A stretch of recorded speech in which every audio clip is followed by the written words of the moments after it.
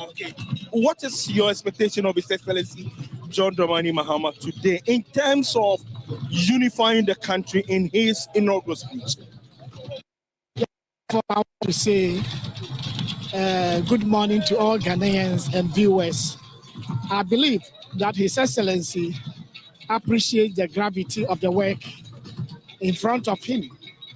And I am expecting that his speech will bring all the people of Ghana together. And what role are you expecting to play in terms of men of faith? Well, Ghanaians generally are people of faith. Christians, Muslims, traditionalists. We don't have many people in Ghana who don't believe in God. So we are expecting that all of us together will stand with the president and his government and we work together for the building of this beautiful country. Okay, many thanks is the chairman of the Apostolic Church Ghana. Let me try and get some other people. I've seen Justice Shremsai here. Justice Shremsai, let me pick your thoughts on this one. Yesterday, we saw the swearing in of the MPs.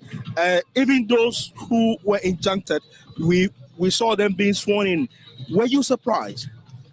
Well, I wasn't surprised, but I believe that it goes back to the process of service and whether the injunction has been brought to the attention of them. There's one person who acknowledged service and yet chose to go and face the consequences of contempt. And I am particularly interested in seeing how that plays out. And as you saw in the proceedings, the speaker, then the chairman, that's the clerk, made him aware of the consequences of sitting in parliament when one, knew that he wasn't supposed to be there. And the minority leader said he's ready to face the consequences. So he offered himself to face the consequences. And I think that I would be very interested personally to see how that plays out in subsequent days. And in terms of the base of your party, a good number of them have said that the current majority should have been combative because, it's been pure politics played by the MPP within their administration. Were you expecting the NDC majority to play to the demands of the base? Well, I wouldn't say that they are refusing to play to the demands of the base. There are so many ways of doing something. So I think the ultimate goal that the grassroots wants is for the party to make use of the majority that we have. And I think from yesterday's proceedings, it was clear that even though it wasn't combative as you would expect, it wasn't combative as you say some of the members would expect, but I think the purpose was achieved. And most importantly, what matters is that the business of the day should be done, and the thing should be done in accordance to the will of the people. And I think that happened yesterday. As for combative, it is necessary when there is a need for it. When people, when the need arises, I'm sure they will see that. But mostly, what matters is that the goal should be achieved. And yesterday, I think it was a peaceful transition. And we need a peaceful tranquility and a peaceful transition for today's event to happen. So I think what happened yesterday was beautiful, and it was something that should be commended. Many thanks, Justice Shremsai. He's a member of the NDC's legal team. Let's pick a thought of economists as well. Professor John Gatti is here. Let's see if we can get a quick word from him. Prof, congratulations are in order. For you, what are you expecting His Excellency the President to say in terms of the economy in his inaugural speech? Well, I think he will give hope to the people of Ghana about how ready he is to reset the economy, to put things in place, to marshal a commitment from his team to deal with the debt crisis that we have, how to address food inflation, to address the difficulties that households are going through. I think these are the things that will feature in his speech. Of course, he will be reconciliatory and give hope to the people of Ghana. Okay, Professor John Gachi is the one we just spoke to a short while ago. Let me also try and speak to a former boss of the National Service Scheme. I was a Congress staff. No, I'm starting from there. So from there, you became a presidential staffer, Yes. and you continue to play a key Now role. I am Director of Special Duties of the NDC. You are a very big man. I'm a big man, you see me. How are you? I'm very well, thank you, Sam. Good. What for you are your expectations of His Excellency the President? Oh, just we deliver on our manifesto pledge, and we think that Ghanaians will be, that's the contract we signed with the Ghanaian people. So we are sure that with the structures in place, we will begin hitting the road running. Reconciliation is part of the process. How reconciliatory do you expect him to be? But Ghana has never been at war, so I don't know about reconciliation. We are not at war. We have won election. The president is going to be sworn in, and we are going to kick start. Yes, there's peace already. People have peace in their hearts. Yes. Many thanks, Mr. Kwabeno. He's a former presidential staffer. Oh, a former boss of the Tema Oil Refinery and boss as well, Mr. Wadako. Congratulations are in order. I saw the work you did in the Shanti region. What played the trick? I think the people of Ghana have become very interested in the way country is run and the way the country is governed. And the trick was to communicate the truth, and eventually the truth prevailed. And today we're about to witness the swearing in the second coming of His Excellency President John Mahama. I know you've not been given any appointment yet. Well, what are you eyeing? I'm a farmer, and I'm very comfortable working on my farm. You just would want to be on your farm. You don't want anymore. The problems of Ghana are very practical. We need to be self-sufficient in food. If everybody is a minister, who is going to be a farmer? If everybody is a chief executive, who is going to be a farmer? So I'm quite content with where I am. Okay, many thanks, the former tour and boss. Let me get quick word from entertainment journalist Abeku Santana as well. I know how vigorous and rigorous you campaign for the NDC. You saw this coming. For you, how reconciliatory should the speech or the inaugural speech of John Mahama should be? Governor and TV3 Media General, we want to thank you for the immense coverage for His Excellency President Mahama and Vice President Professor Jenano Pokwajima for the entire campaign. As you covered around the country in all the cronies with His Excellency, you saw yourself the trust, the goodwill, the confidence that Ghanaians have for His Excellency John Dramani Mahama. So based on that trust, that goodwill, that confidence, we bring that the Almighty God will bring that change, that transformation that we are all looking for. You can see that the atmosphere has changed. There's so much calmness, there's peace, there's that sense of purposeness that we're looking for to see a real transformation, a leader with integrity, a leader we can trust, of humility, a leader who has so much respect. And that is what we are asking for. We are praying to the Almighty God that all this will come to pass and we'll see a transformation in our country. Okay, many thanks, Abeku Santana. Let me get few words from those in the entertainment industry as well. Kafri Danku, an actress. What's your expectation of His Excellency the President? A new day has come, and I'm happy to be a part of it. I'm happy I added my voice, and I can't wait for this new Ghana. I'm so happy for myself and my Ghanaians, my families, my fans, and the whole Ghana. Yeah. Okay, many thanks. What's your expectation? Oh, I mean, we know JM is going to deliver. He's going to reset Ghana, and we'll all be happy and proud. All right, many thanks. So many people continue to throng. Okay, the arrival of the majority leader in your short, Dr. Salato Forsen there. The clerk to Parliament has already arrived in your short. Let me see if I can also get some very quick one from some other people who are here as well.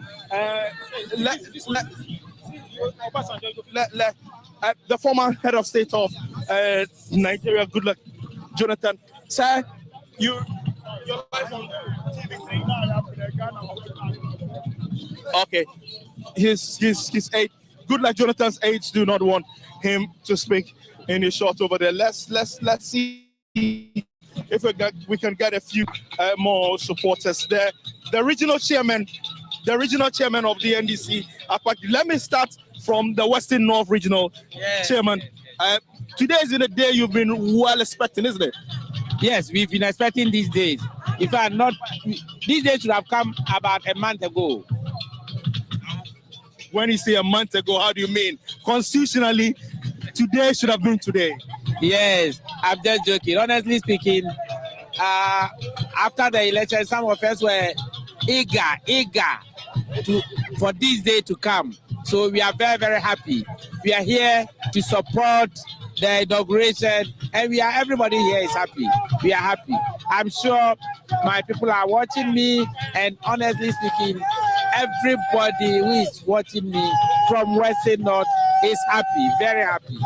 Okay, many thanks. Let me get the next one from the regional chairman for the Western region. You've been expecting this day, isn't it? By God's grace, I'm expecting it, and God has made it. I'm expecting it. And what's your expectation in terms of how reconciliatory John Mahama should be? The reconciliation is very nice, and I think that essentially the president is come to reset Ghana, and all of us, our agenda is that whatever has gone wrong, we need to put together as a country and make sure the dreams and aspirations of the president will deliver what the Ghanaians want him to do. Many thanks. Let me go to the Eastern region, Dr. Oliver Kevo. Today has been really a day that you've been expecting. Yeah. Most of the NDC people kept saying 7th of January, 7th, the day is right here. Yeah. What is it about it? Yeah, I feel like how our forebears felt in 1957. I wasn't there, but how I feel they are feeling the same. This is the second independence for Ghana. This past 8 years has been horrible for every Ghanaian. Nobody was left out.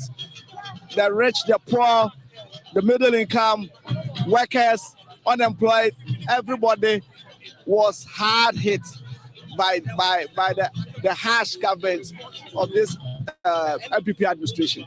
So today is a great relief. We've all been waiting for this day, and I think you can see the excitement all over. Everybody is happy, and we are looking forward for a better governance. We are looking forward for a 24-hour economy that will generate jobs for the young people of Ghana and bring prosperity to all Ghanaians. Okay, Minister of Water Regional Chairman Agbavito, for you, I will take it from the leadership of the majority. Are you satisfied with the leadership of the majority and also the speakership? Definitely, we are happy. Every member of parliament or anybody appointed by the leadership or the people in charge of the party, they are fit. And therefore, I believe that everybody that is sitting at the helms of the party in leadership in parliament, they are the right persons to lead the party in parliament.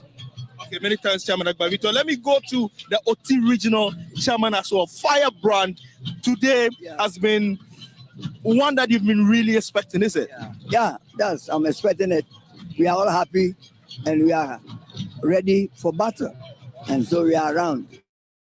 And when you say battle, what battle is it? Battle because Ghana has been, collapsed. Ghana has been collapsed. And we have to start from our strength. We are resetting. We are resetting Ghana, and we are taking it as a war, and we have to fight a battle to win the battle and to set. Yeah. Okay. Many thanks, Mr. Kanapa. Okay. well, he will not make a comment. That's Kandaba for you, the outborn Minister for National Security there. A lot of people have gathered here, former heads of state are all arriving here at the Black Star Square. And shortly, once Parliament sits and the proceedings start, then the inaugural ceremony will kickstart officially. But the expectation is that John Mahama's speech, most especially, quite apart from the swearing in, would be that which will be reconciliatory, will be that which will give hope, will be that which will rally everyone around the Black Star, and to give a semblance of hope to the many people who have reposed confidence in him, not just from his party, but from really across the political divide as well. Back to you in the studios.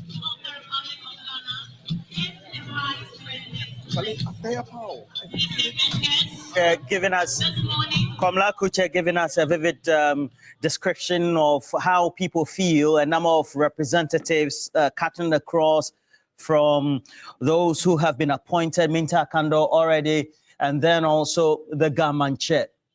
Also in your shots there, but also giving you what the main issues are, the sight and sound, their expectations are. We already do know that the number of foreign dignitaries, various presidents, vice presidents, as well as representatives of various governments are already in the country. And from formal sources and what we've checked on the ground, we have former president of South Africa, Jacob Zuma, already in the country.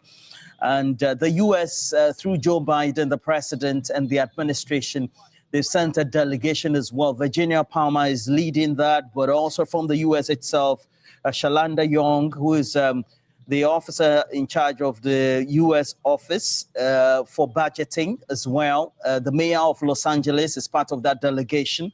And then the European Union have also sent a delegation as well. Very important for us to put these into perspective. And we know that when it comes to the US, we also know that some of our bilateral as well as multilateral donors come from among them as well, apart from just having one-on-one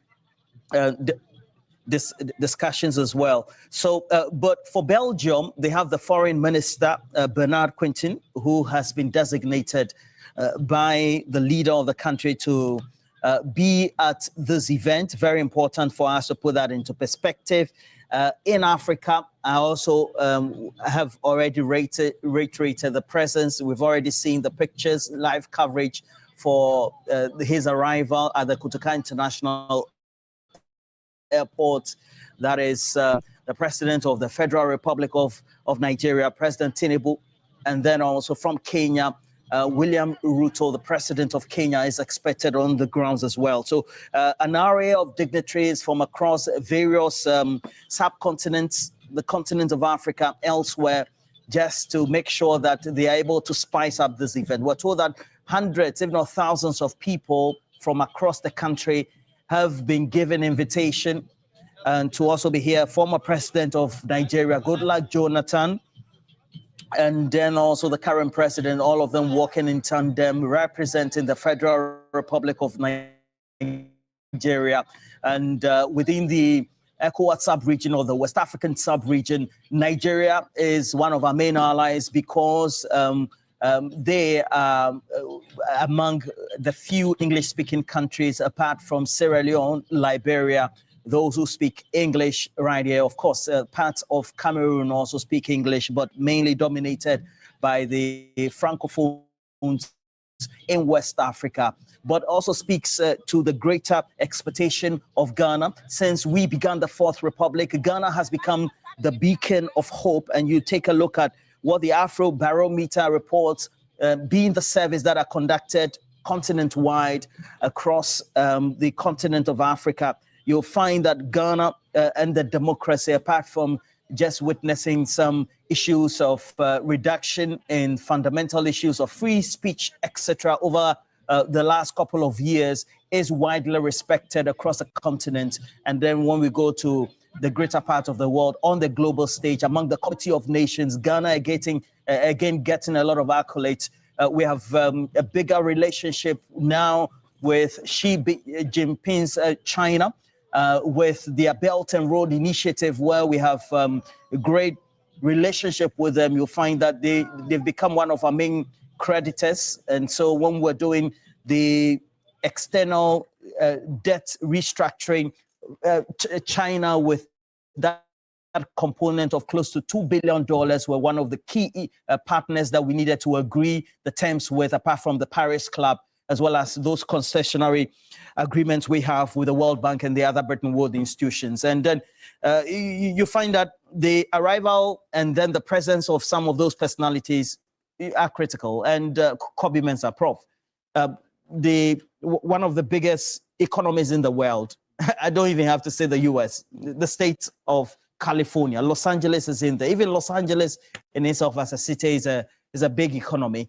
And you have among the representatives from Joe Biden, the US president, the mayor of Los Angeles here. What does it tell you? Well, of course. I mean, usually when there's a new government, it's almost like a business. When there's a new management, new expectations, obviously from perspective of investment, obviously governance, etc. So I wouldn't be surprised that they probably had come with some kind of investment community delegations or some business delegations as well. You remember, I mean, you know that most of these Europeans and Americans, whenever there is a state function, they also carry the businesses along. There will be some business owners, or there will be some business, moguls who are looking for opportunities. Some might be, maybe they might have some business interest already, and so they must sort of start lobbying new administration to make sure that they are not impacted negatively.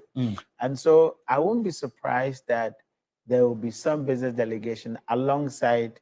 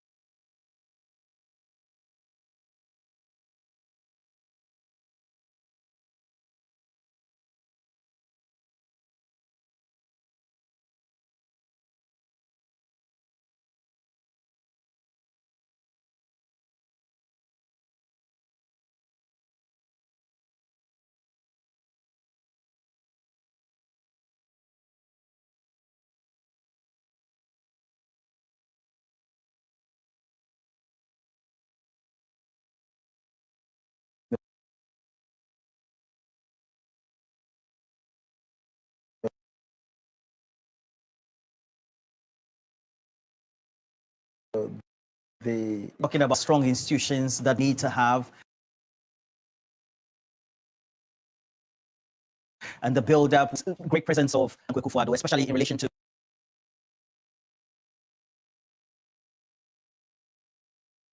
porous organizations of terrorists within the ECOWAS sub-region, for which the president, you'll find that when it comes to that, pictures the state also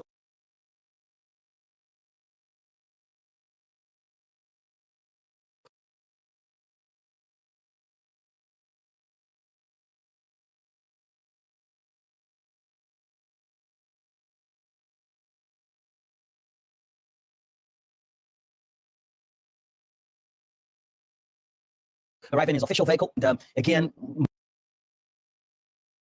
massive enthusiasm for this inaugural event at the Black Stars Democracy is being consolidated. How it has to be a continuation for the sub-region, for Africa. Yes, Ghana should be a light for the rest of West Africa, if not the whole of the continent, when it comes to maintaining the kind of governance that the West seems to prescribe. So usually when we are having occasions like this, it attracts people from, or heads of states from Africa, and then beyond to the European Union, and then that of the United States of America. It's an endorsement of what we have been able to achieve as a budding democracy over the years. but most crucially, it underscores how Ghana have been able to maintain its diplomatic relations with very significant development partners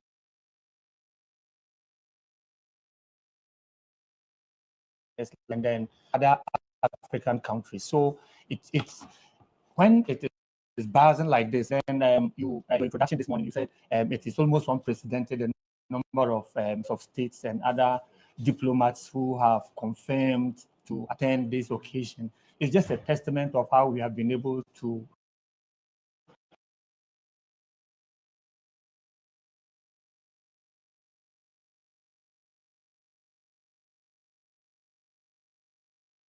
maintain our diplomatic relations with these development partners, and also how we have been able to our status as a beacon of democracy in the continent. So it's all good and well for us. We hope, like very early in the morning when people were trooping into the space, we had fears that we may not be able to control the crowd. So the atmosphere is calm now, and it is showing how we've been able to man the space, control the space, and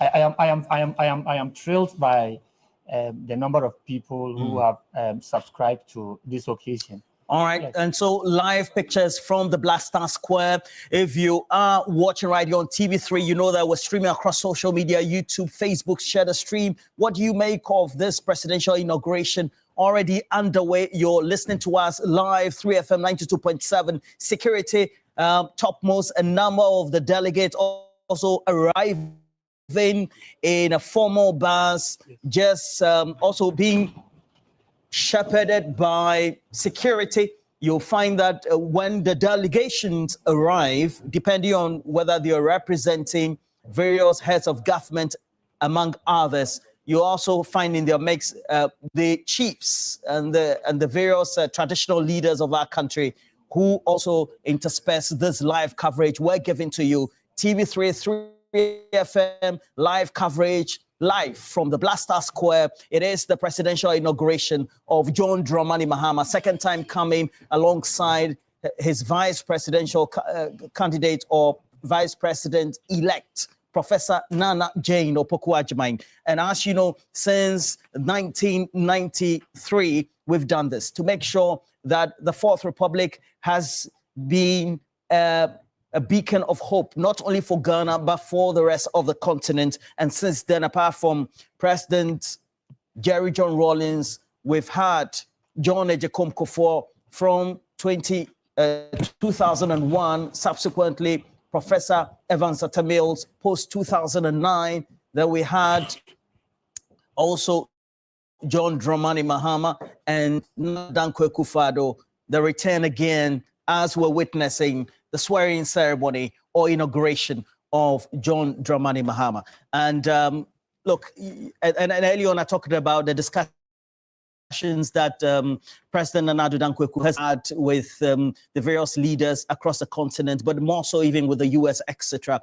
But you take a look at the subcontinent where we are, the incursions by the terrorists, you come from the Sahelian regions, the concerns that have been raised by those countries in there, and then also how we need to consolidate that peace. You see that despite our differences, we're doing right by ourselves. Palgrave. Yes, very much. President Nana Dankwa Akufo-Addo set a very good precedence, chairing the sub-region of ECOWAS, two-term. You are aware as well that the president-elect John Dramani Mahama was also a chair of the ECOWAS Heads of State. There's clear indications of solidarity from the sub-region, and I'm glad to see that President Tinubu is here. He is now the chair of ECOWAS, so it's going to be a very interesting rendition of our democracy. I've received indications that our sitting vice president, Alhaji Dr. Mahmoud Bawumia, and flag bearer in the 2024 general elections would also be at the swearing in, which goes a lot more into deepening of the democracy and the fact that we are one people, the fact that we have been able to transition from one government onto another government, the fact that we have one country to govern and despite our different political persuasions and orientations, we want to be able to see that Ghana works. We want to be able to see that the vision Ghana is achieved and accomplished by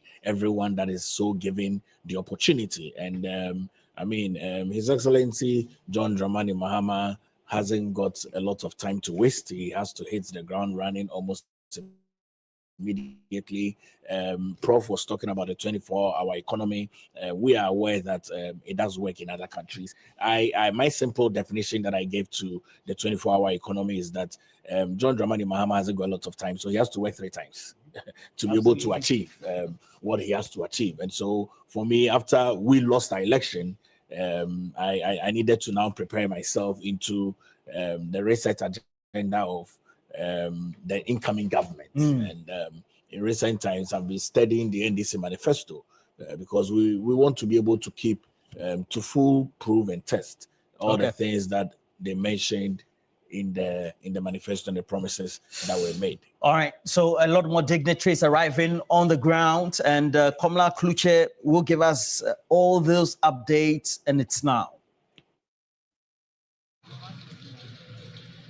Okay, many thanks to you in the studio as well. It's still the continuous coverage of the inaugural ceremony of the President-elect John Dramani Mahama. Well, a lot of dignitaries continue to arrive. The former heads of state are arriving, and there's been a lot of cheers from among the crowd. It's been excitement, it's been ecstatic and all that. But let's still get some reactions from people who are hearing. Professor Richard Asiedu is the Central Regional Chairman of the NDC. For you, what made the trick briefly in terms of securing the Central Region? Thank you, my brother. Central Region is a very diverse region with a lot of tribes. And so they term the place as a swing region. It's a swing region because we don't have the same perception about people and about politics. So winning the Central Region is always a Herculean task. So all the time people tell us, we give you the vice presidential candidate slot, yet you don't deliver. They think that Central Region is the only fancy constituencies. Central Region spans from Ewutu, we have the Futu, we have the Senya people, we have the Agona, we have the Gomua, we have the Fantamai, we have the Bremai, we have the Kumfi, we have Dangerous, we have the Asens, and we have the Chufu. So all this group of ethnic groups forms the Central Region, as I told you. So we have to devise strategies to suit every constituency before we could win the seat. We do not have the last of time, but for you, what's your expectation? Briefly. My expectation is that Central Region needs development and we need jobs. And the president has promised that he's going to use the eastern corridor of Central Region to build factories and also promote industries to help us get jobs for our teeming youth. That is our hope. And that is our mission that the government will do for us. Many thanks, Professor Richard Asiedu is the Central Regional Chairman of the NDC. Let's get some other view from congratulations in order to you as one person who has a keen interest in the politics of this country. What for you remains your expectation of the president-elect? Very good morning to your viewers. One would say a lot of people have, expectations are very high. But looking at John Dramani Mahama, what he's done before and what he said in his manifesto, I must say that he's going to deliver. I believe in him. He's going to deliver. And when should Ghanaians start counting down for him? Today is the first day, and so he gave us about 120 days promise. And so Ghanaians should be patient and then wait for him. I know he's going to deliver because he has done it before.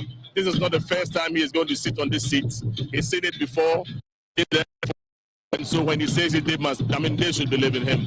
Okay, many thanks. Dr. George Sipayaki, a veteran, a former boss of the Ghana Gas Company. What are you expecting of His Excellency John Dramani Mahama today? Thank you very much, and good morning to your listeners. It's only me alone. A lot of Ghanaians have got expectation from the president And based on our party manifesto and the promises that he made, I'm sure a lot of them are going to expect rapid and speedy restoration of the economy, so that they can also enjoy the benefit of a very good economy. You know what? President Mahama has lined up a solid team of people who are ready to move and shake the foundations of our economy, so that they can reset the economy by removing all the structural bottlenecks, so that Ghana will begin to grow. Because until we do the restructuring of the economy, all the efforts that have been made will lead us nowhere. You continue going to the IMF. And until and it's important that Mahama has made it clear, he is coming to focus on the real sector of the economy. So that is the way we can grow the economy. So will not happen if the energy sector not. Well, we'll come back to you again. Let me take a few thoughts from you, sir. Sir, what's your name? Francis Agbozo. Francis Agbozo. What's your expectation? I expect everything should go on well today. I expect that everything should go smoothly, because this is what Ghanaians want and they have it. So I want it to go smoothly. Many thanks. Well, I've been joined by my colleague Eric Mawina Egbeta, who will be doing much of the commentary. It's been long and very stressful for media in general and TV3 as well. For you, this wraps up everything. What's your expectation? Well, I mean, like you mentioned, the long road is almost nearing its end with this.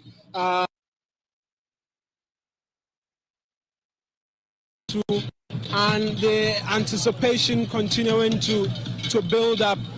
We can only look forward to what is expected to happen, and particularly that inaugural speech that will be delivered by the president-elect, who shortly will be sworn in as well.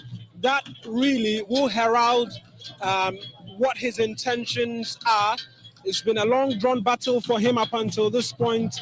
He's campaigned strongly on the promise of resetting almost everything in this country, and a number of questions that have been asked as well.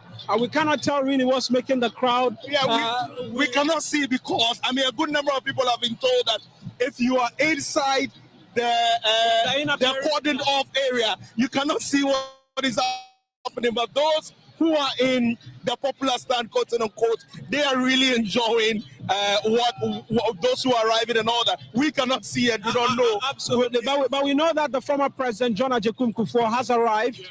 We caught wind of that announcement when it came through as well. And then a host of other dignitaries. I've seen the U.S. ambassador as well make her way through, members of parliament. Like Jonathan as well, he bypassed that a short while ago and denied us an interview, even though.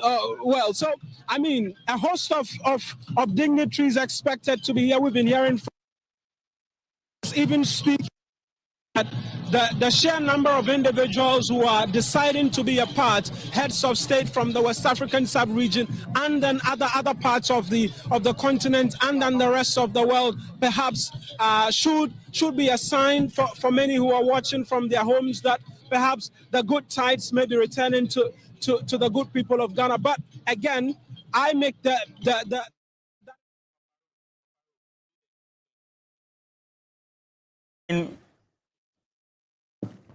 traditional rulers, especially key paramount chiefs across the length and breadth of the country, making their way onto the ground, the Black Star Square, live coverage of these events. And we're hoping that this will be one of them. The Asante Hene also leading that entourage there from the Kingdom of Asante. Kofi Adams, the Member of Parliament for Boem, alongside other dignitaries and parliamentarians, also well seated, interacting as they also await the formal commencement of this historic presidential inauguration of John Dramani Mahama, the second time coming of him, just taking over from President Nana Addo Dankwa Akufo-Addo, alongside his Vice President, Dr. Mahmoud Bawumia. who, by the way, is also there, and the Phantom from band from the Ghana Dance Ensemble, well placed, as well as the other cultural troops, also displaying traditional regalia, dance, renditions of songs, representing tradition, culture across Ghana for this very day. On your screens, and if you're just listening on 3FM 92.7, also those Noche dancers walking back, representing when the herds of the Volta region migrated from Noche in the present day Togoland to Ghana, all be represented right here at the Blaster Square.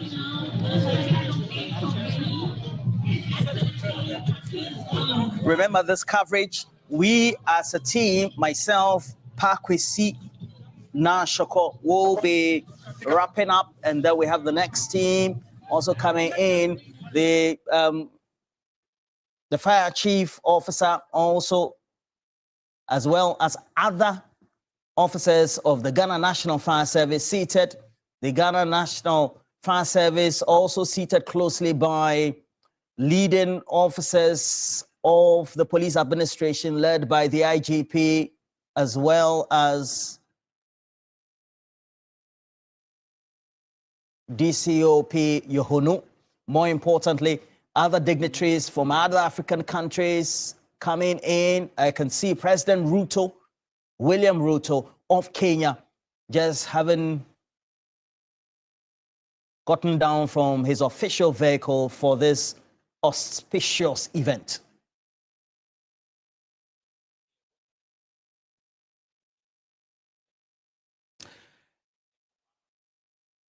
And Dr. Alinyaba, the presence of these important dignitaries, especially the heads of state, what does it signify for us for this important day? Yeah, I already said that it's just a sign of how Ghana have been able to maintain its diplomatic relations with other countries in Africa and beyond. And it is credit to all the regimes from the beginning of the Fourth Republic and beyond up to this day. So it is something that is testament of how we have carried ourselves as a nation, as a beacon of democracy, so they say, in the continent. Yeah.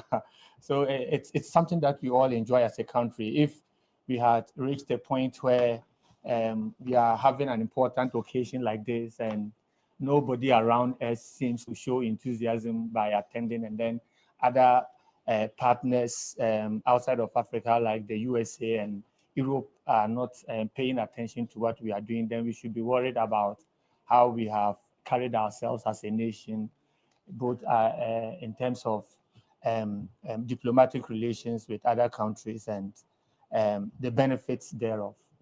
And Pagwif, we've come to a point in our democracy where it looks like, despite, I have to say, is it a rank cross election? We still have the presence of the vice president who outgone now, who was a presidential candidate of the MPP as well, and then a former president, John Ejakunku, for all of them there, just trying to lend credence to the fact that we have a united front when it comes to our democracy, right?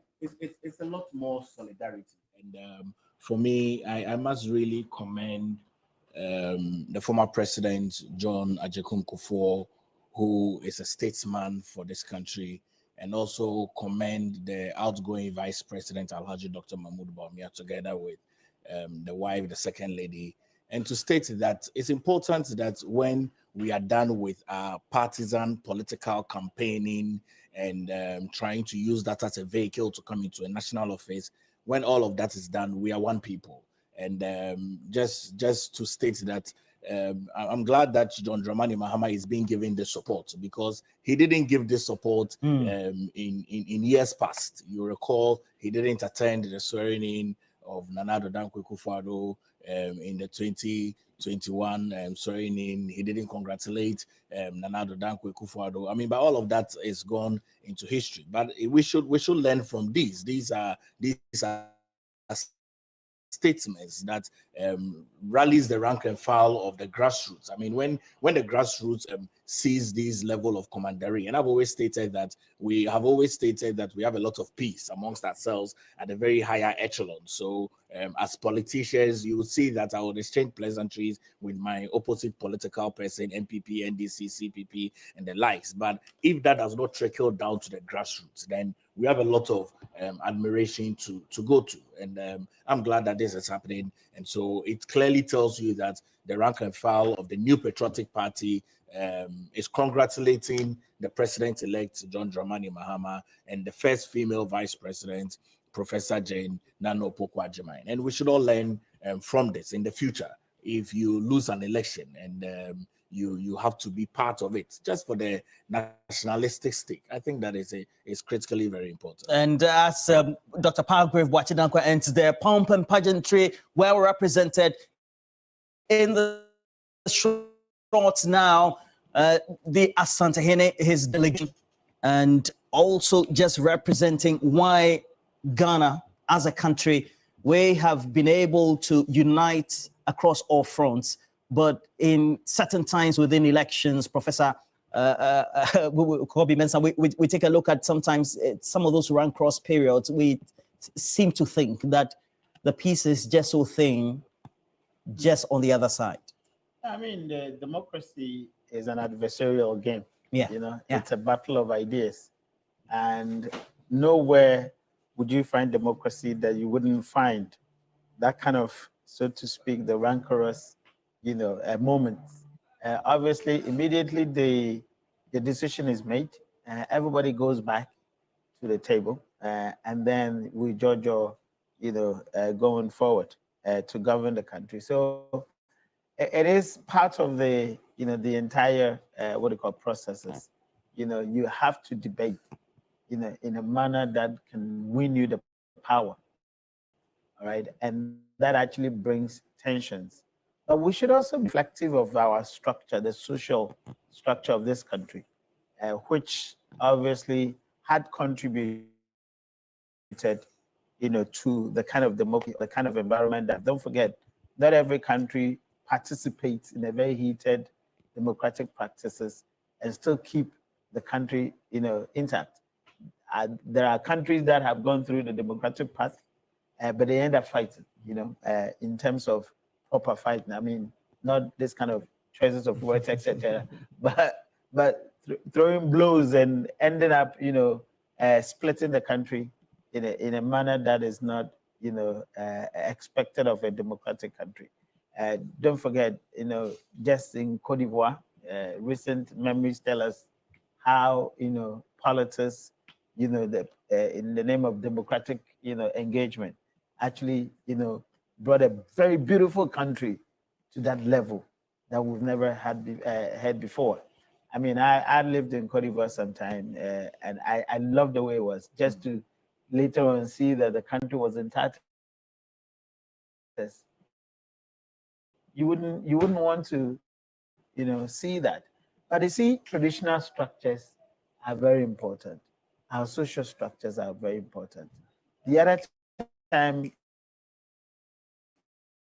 you know, I just sent a piece, and I'm sure that maybe it will be out tomorrow in the Daily Graphic about a very critical reflection of how Ghana's, you know, society has grown.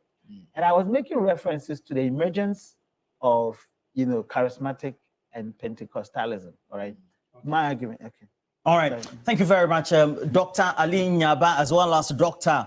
Palgrave Wachidankwa, Professor Kobe Mensah as well. But again, just to give you a recap, currently, the motorcade of the president-elect, again, just being interspersed in the short, but also a number of dignitaries already also arriving. You have he himself also coming onto the ground, John Dramani Mahama, already also Professor Nana Jane Opoku-Agyeman, also with the entourage making themselves present, making their way onto the ground. But just by way of recap, to tell you, the traditional regalia, well represented, your Tumfo Setu the second, the entourage, he's leading, already on the ground there, making way to find their seats, as to be ushered, well coordinated by the committee alongside the State Protocols Department. And we also do know the king of the Asogli State, the Agbogbomafia, and we also have him coming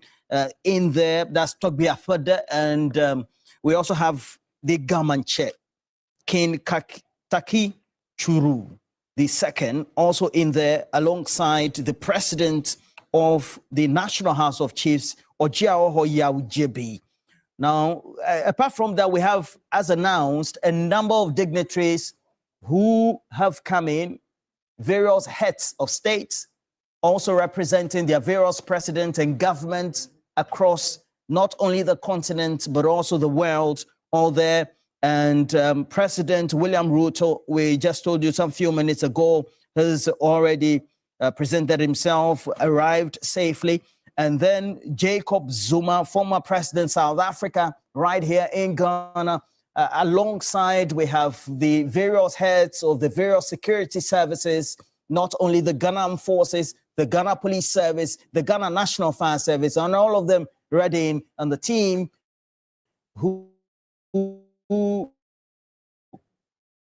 are leading the dispatch for the comment, the person to be sworn in, also having those live pictures being interspersed in this great coverage by TV3, 3FM 92.7, streaming live, and you can always now. And it is not only the neighborhood, but the whole of Accra also paying homage and then also host to this great event, but also unified by the other 15 regions across the country where you're watching TV3 and the rest of the world. But please know that you have to stay right here. TV3 Ghana, across social media, 3FM 92.7. The next team will take over, and the great event that we're bringing to you live from the Blaster Square will be brought to you with great information, with all the things that need to be known, the personalities who are there, the various heads of the institutions of Ghana and across the world who are there. Currently in the pics, we have the various heads of the Ghana Armed Forces, the Chief of Defense Staff, as well as the other ranking leading officers of the Ghana Armed Forces, as well as just close by the Ghana Police Service led by Dr. Ekufu Dampare, the IGP. And then just next to the police service, we have the Ghana National Fire Service. And the next team certainly will be taking over, bringing to you this live coverage.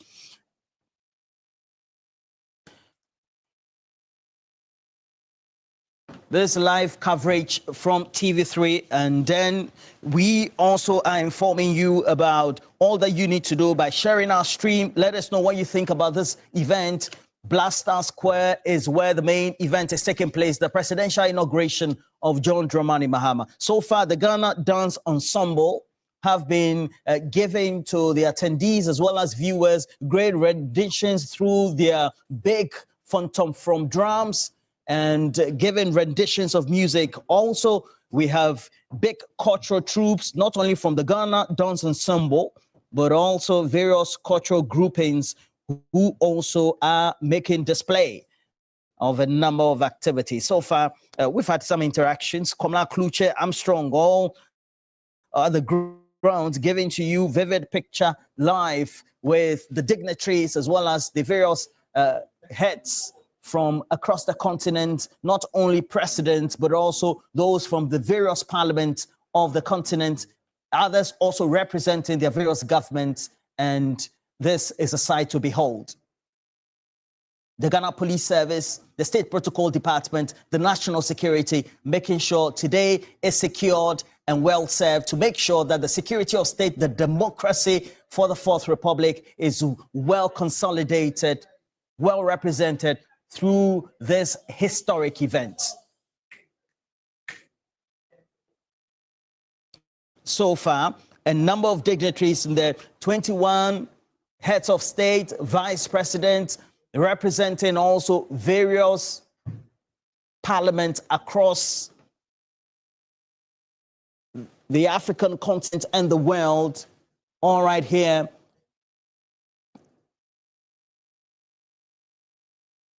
And apart from former President John Ejekum Kufuor, we also have the outgoing Vice President of the Republic, Dr. Mahama Bawumia, who also in the last election was the presidential candidate of the NPP. He is there alongside the former Second Lady, or the outgoing Second Lady, Samira Bawumia. A number of important events also taking place alongside this very great event at the Blaster Square. Now, for the U.S. delegation sent by the U.S. President Joe Biden, it's led by Virginia Palmer, who is a resident ambassador representing the government of the United States, Virginia Palmer, and then also having representatives and from the Los Angeles mayoral office, and then also the U.S. budgetary office led by Shalanda Young, among others who are also at this great event. The European Union, they've sent a delegation as well. You can find also in your pictures Akuya Sana Danswa, a former member of parliament for North Dying, and then other dignitaries also making their way onto the ground. The inaugural event for President-elect John Dramani Mahama, as well as the Vice President-elect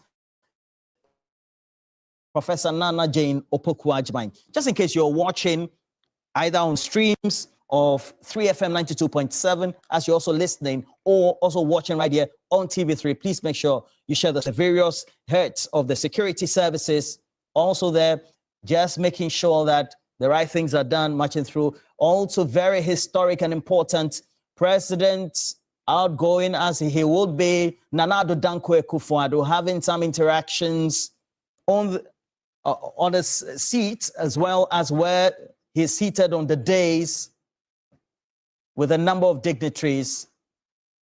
And this is beautiful. Ghana's Fourth Republic being heralded, being historically shepherded by great security, great events right here for this event that is taking place. The outgoing president, Nana Addo Dankwa Akufo-Addo, the incoming president, President-elect John Dramani Mahama. And where else can you get it than right here on TV3, also listening on 3FM. If you're watching the streams, please make sure you share. Great history being made today, and also telling you how far we have come.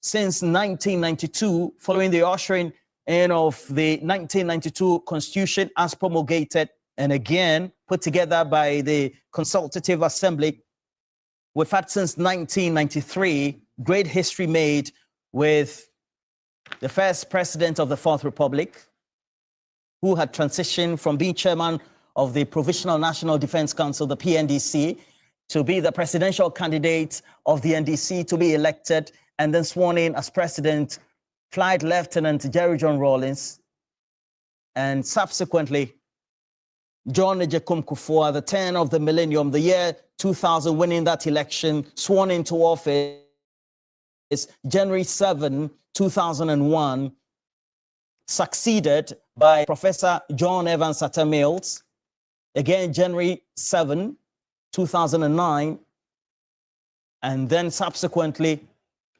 John Dramani Mahama, succeeding Professor Evans Atta Mills, Nana Addo Dankwa Akufo-Addo, following through, being sworn into office after winning the 2016 presidential elections on the 7th of January 2017, and here we are today, the 7th of January 2025. Historic as it is. The comeback of the former president as the president-elect, and the national chief imam, Nuhu Sharubutu, Sheikh Nuhu Sharubutu, also at the grounds. Very important. And Joseph Akable, historic. You take a look at where we have traveled from in the Fourth Republic, you'd say that the numbers count, but also the events are very important, and how we've been able to, as a country, maintain these events up to today, the 7th of January 2025, the presidential inauguration. Roland, very big day indeed. I mean, it's historic as you've classified it, and I don't think that there's any other word beyond that captures it accurately. I mean, since 1992, when this current constitutional dispensation took off, what we have seen is a conscious effort by the people of Ghana to ensure that, one, they go to the polls and cast the ballot, and two, to ensure that there's a peaceful transition where necessary. We saw the very first one post the 2000 elections when John Ajakunkufo took over from the exiting Jerry John Rawlings. We saw quite a lot of history being made, meetings that were taking place at the castle between political opponents that hitherto were seen to be enemies and were not those whom you could find this room, interact with each other, and also take over the affairs of government. Since then, we did it again in 2008. We were able to do it again in 2016. And back here again, we are doing it again in 2020. I mean, entering 2025 now. And so it's been one journey that the nation has been on for a while now. We've learned a lot of lessons from it, and it keeps getting smoother by the day. I mean, this time around, thankfully, what took place in Parliament was quite important. It was quite a peaceful process that took place as compared to the other parliaments in terms of the key events. And we need to state quite clearly that this is an event that is actually a parliamentary session, because under Article 53 of the Constitution, the president-elect is to take the oath of office and oath of allegiance in Parliament. The constitutional provision says before Parliament, which means that in the presence of Parliament. And so that takes place in Parliament. And we saw in the earlier republics when, if we pick Dr. Kwame Nkrumah, for instance, taking the oath before the National Assembly, and same happened within the Buzia era as well. But since the Rawlings era, we have it taking place at the Independence Square. So it becomes an extension of parliamentary business, but it takes place at a larger Independence Square. And so last night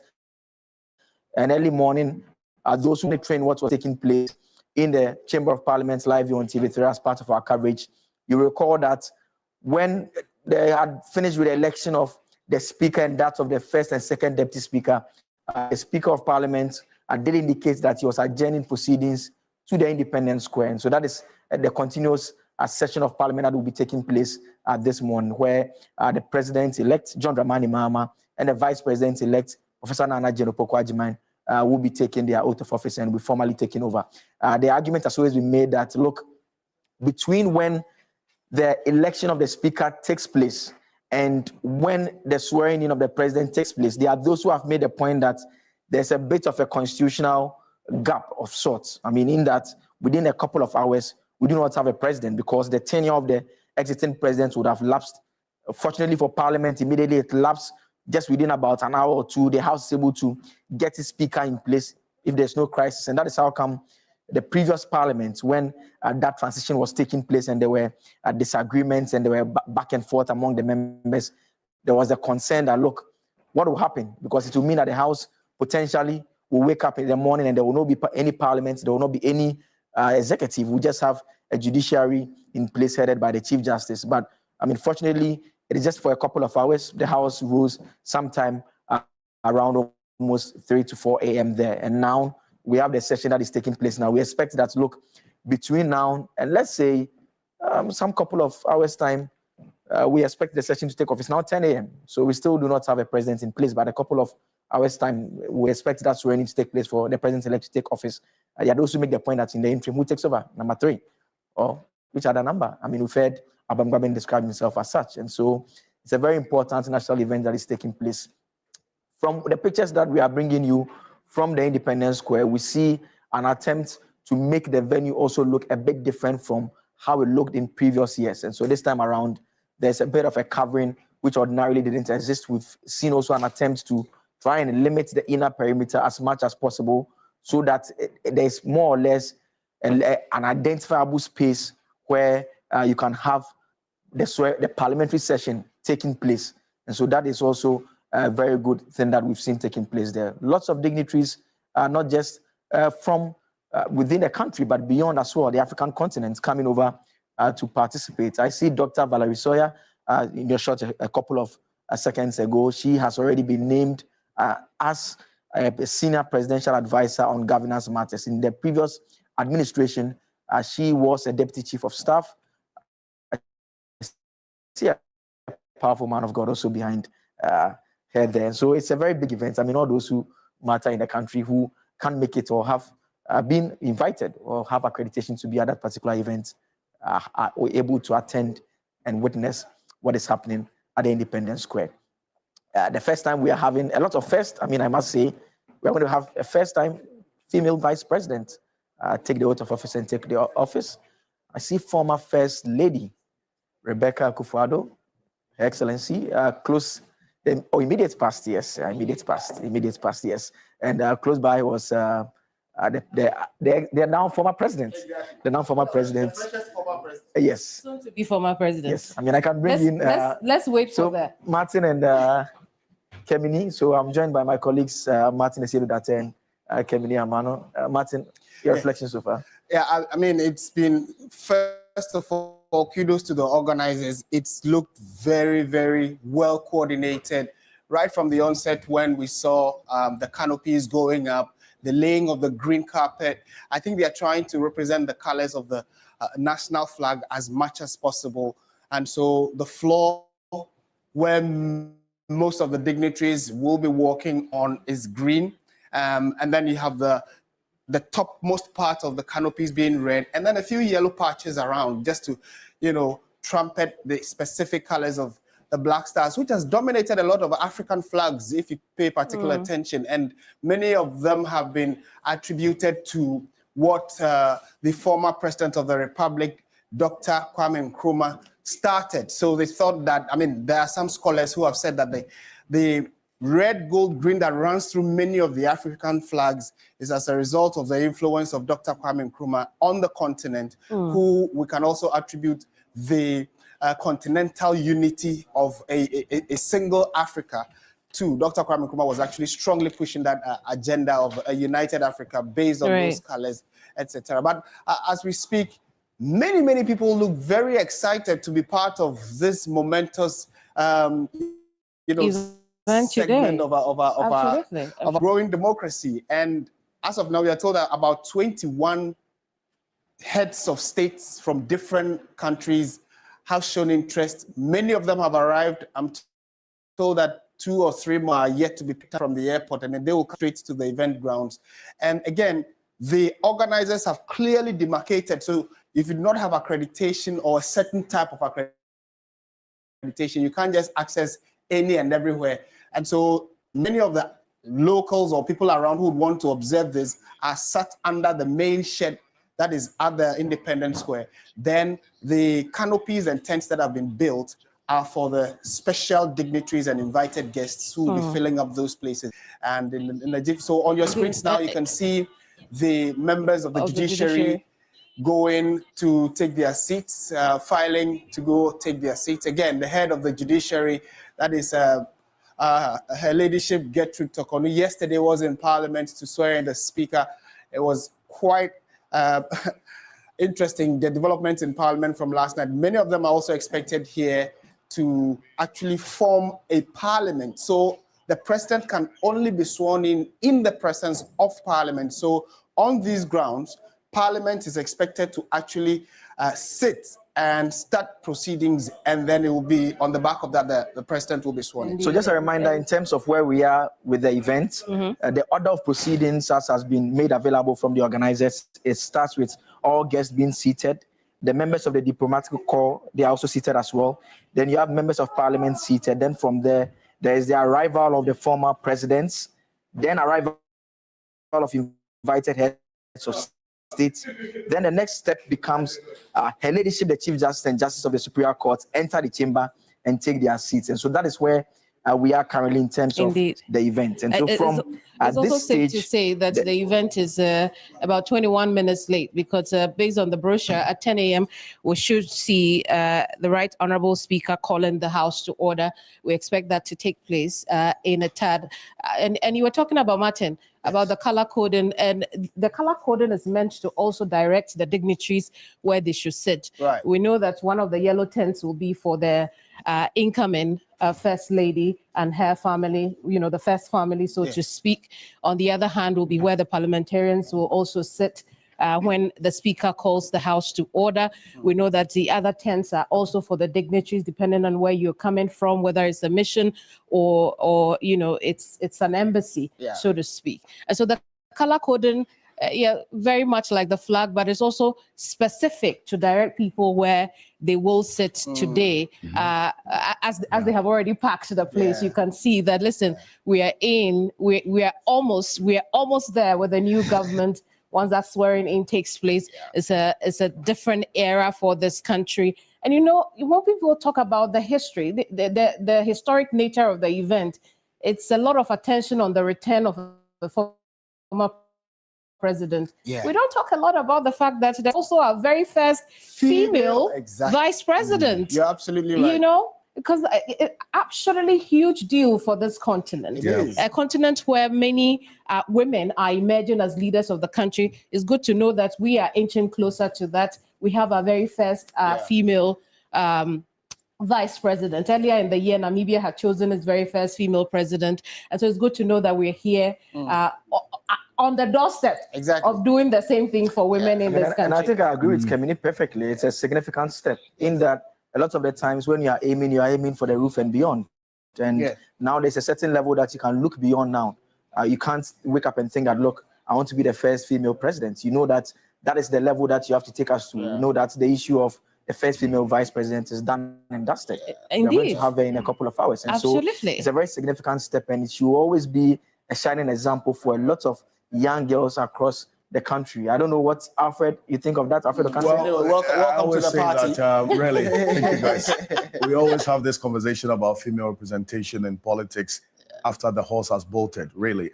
Because before we get into an election, we'll talk about it, once a while. But then afterwards, then we start saying how many MPs who are female have been elected into this 9th parliament. In fact, if you look at the numbers as of the dawn of today, when the roll call was made in parliament, the previous parliament we had 40. The number has reduced, unfortunately, Kemini.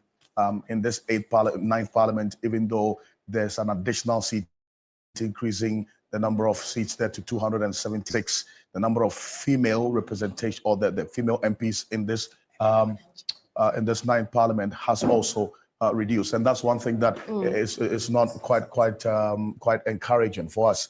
But then again, the most important aspect of all of this, as we're talking about today, is to see Professor Nana Jane Opoku-Agyeman become the first female vice president. That is a boost to our democratic credentials as a country and as a people, if you look at the continent as well. And as we're seeing right now on the screen, a number of the dignitaries still arriving. We have a number of the heads of states and then also their vice presidents in town. And one to look out for as well, as we're seeing, we have a former president of the People's Republic of Nigeria also there. We have the president of Nigeria himself as well, and there the former president of South Africa, Jacob Zuma, is also here in present. We also have the Belgian foreign minister also present in there, and the delegation of the United States President Joe Biden. That's also he's an outgoing president himself, also in there as well. And then we have the Virginia Palmer, who's the U.S. ambassador to Ghana, also present in there. In fact, we have a strong delegation from the UK as well. And as we go on, we'll have a conversation with the UK minister in charge of Africa. He's also in town. And we'll be having a conversation with him as we go on here on your election command center. And on your screen at the moment is the Chief Justice who will be swearing in the president-elect. And, over the years, in moments like this, you had the activities of the outgoing president. We saw him a while ago with his, as he refers to her, my beautiful wife, Rebecca. And you need the cue card. Well, so, Martin, we are currently at the stage where we're expecting the Right Honorable Speaker's procession to enter the chamber. And so that is the stage where we are now. We already completed the other stage in terms of the Chief Justice and the Justice of the Superior Courts coming in to take their seats. And so the next step that we expect to happen is that the Speaker will come in, will enter the chamber. All members were expected to rise to receive him. Then the Speaker will take his chair. Then he will call the House to order. And so then that becomes a formal parliamentary session. Then the majority and minority leaders, at the invitation of the Speaker, will join the procession to receive HE, the president-elect, and HE, the vice president-elect, to the House. And the next step will be that the president-elect and the vice president-elect will be conducted into the chamber. Then the oaths administration goes on as well. And so that is it by way of what you can expect within the next maybe 15 to 20 minutes. Oh, you forgot the first, speech to the people. Yes. The president would have to speak to us for the very first time. 8 years ago, we had a rather terrible experience after enjoying such a beautiful speech. We know what took place afterwards. Yeah. And so we'll be very keen on marking. You want to say that we later found out that half the speech was plagiarized. You didn't want to go there. but I mean, the point I'm making is we'll be very keen on listening to the incoming president, because whatever he says on that at that moment will set the tone very for how his government goes. And it becomes the key speech that we are going to look out for at the end of the 4-year tenure. I mean, this president will be doing 1 term. And I say so because if you remember that speech, beyond the concerns about the plagiarism that are taking place, that speech many thought was a defining moment because it was the speech that the Ghana Beyond Aid was loud trumpeted. Yeah. I mean, the verdict is out there. 8 years on, the verdict is out there. I mean, we don't have to argue about it at all. And, I mean, we know how things remember, have been. It was also the speech that encouraged the people to be citizens and not spectators. Well, that falls within the plagiarized text, and so you can understand if you are still not, you have some concerns about it. You are still, if we were not allowed to be citizens. Well, it depends on how you want to look at it. But I mean, the keys, the significance of this particular address cannot be overemphasized. I mean, absolutely. We expect him to state quite clearly what his focus will be. And Mr. Mahama, in terms of His Excellency, I mean, during the campaign period, he had made a point strongly that he's an experienced hands.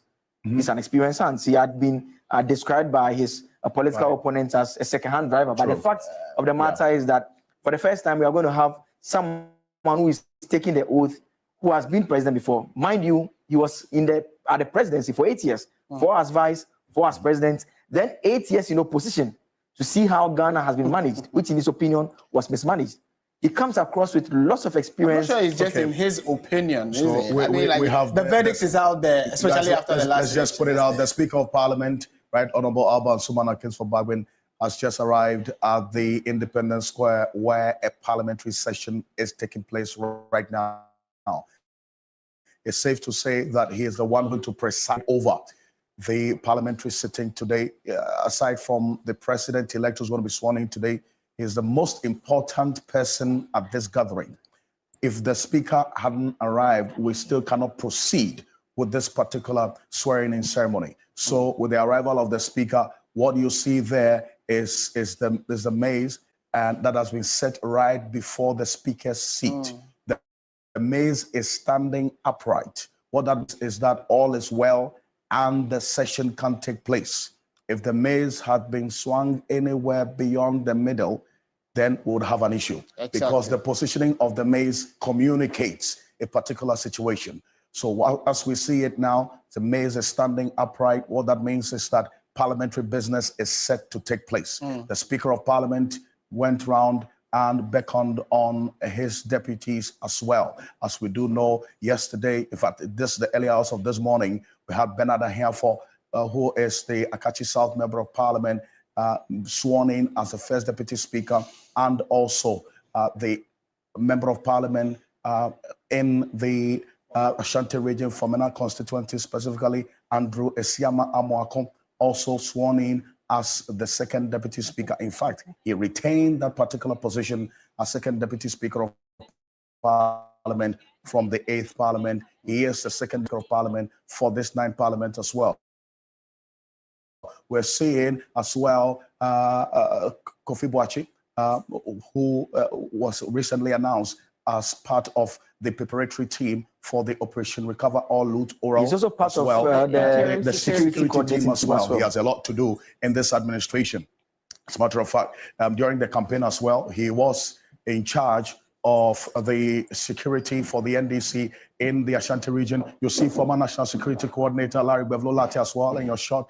Kofi Totobi Kwachi as well, who was in charge of the Ashanti region security and operations for the NDC during the campaign. The former Finance Minister Seth Tekpe as well, you just saw briefly in there. It is widely speculated, and that has not been disputed, that Kesela Tuforsin, all things being equal, may become the next finance minister. And you remember, Dr. Kesela Tuforsin deputized him as Setekpe while in office as finance minister. We haven't heard so much of Setekpe apart from the day he appeared here during Alfred, that year, after the elections on December 7th. Another interesting point to note was yesterday, the NDC, even as of now, do not have their front bench. The leadership of the NDC in parliament is unknown. It is because what we've heard is that they are waiting to see if President-elect Mahama will appoint any of the front benches, the front benches from the 8th Parliament, whether or not any of them will be missed, because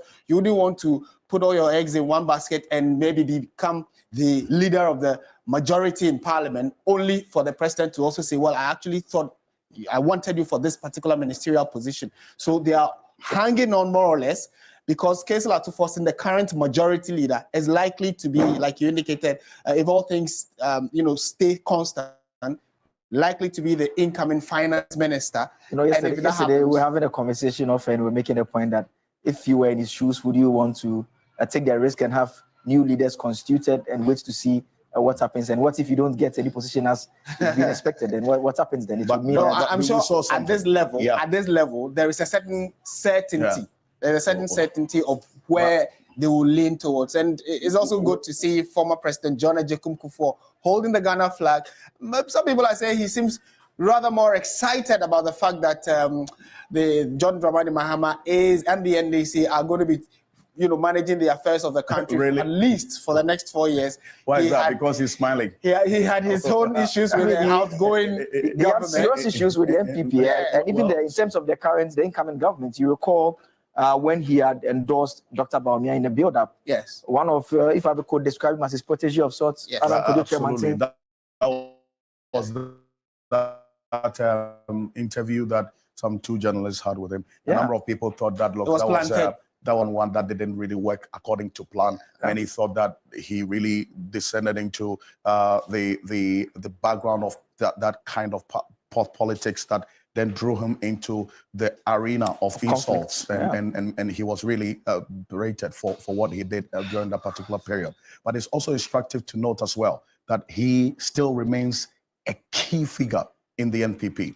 And going forward, as the NPP is talking about rebuilding, reorganizing into 2028, is one person that you cannot overlook. He has his own caucus in this particular NPP as we have it. There are many who thought that the Nana Addo Dankwa Akufo-Addo led NPP caucus did not treat the Kufuor caucus that well. So a number of persons who identified with his caucus really did not have a good time over the last 8-year period.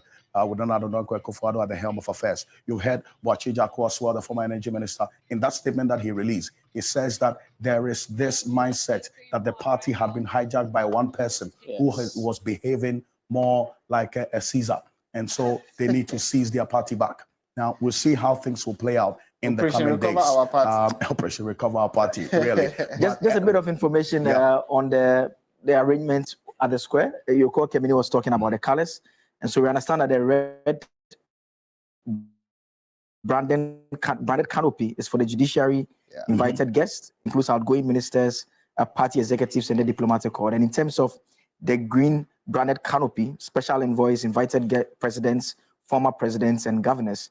Then there are 3 other black branded ones. Those are for the parliamentarians and spouses and parliamentarian staff. Then there is also 3 other yellow canopies. The first one is for the NDC Functional Executive Committee members.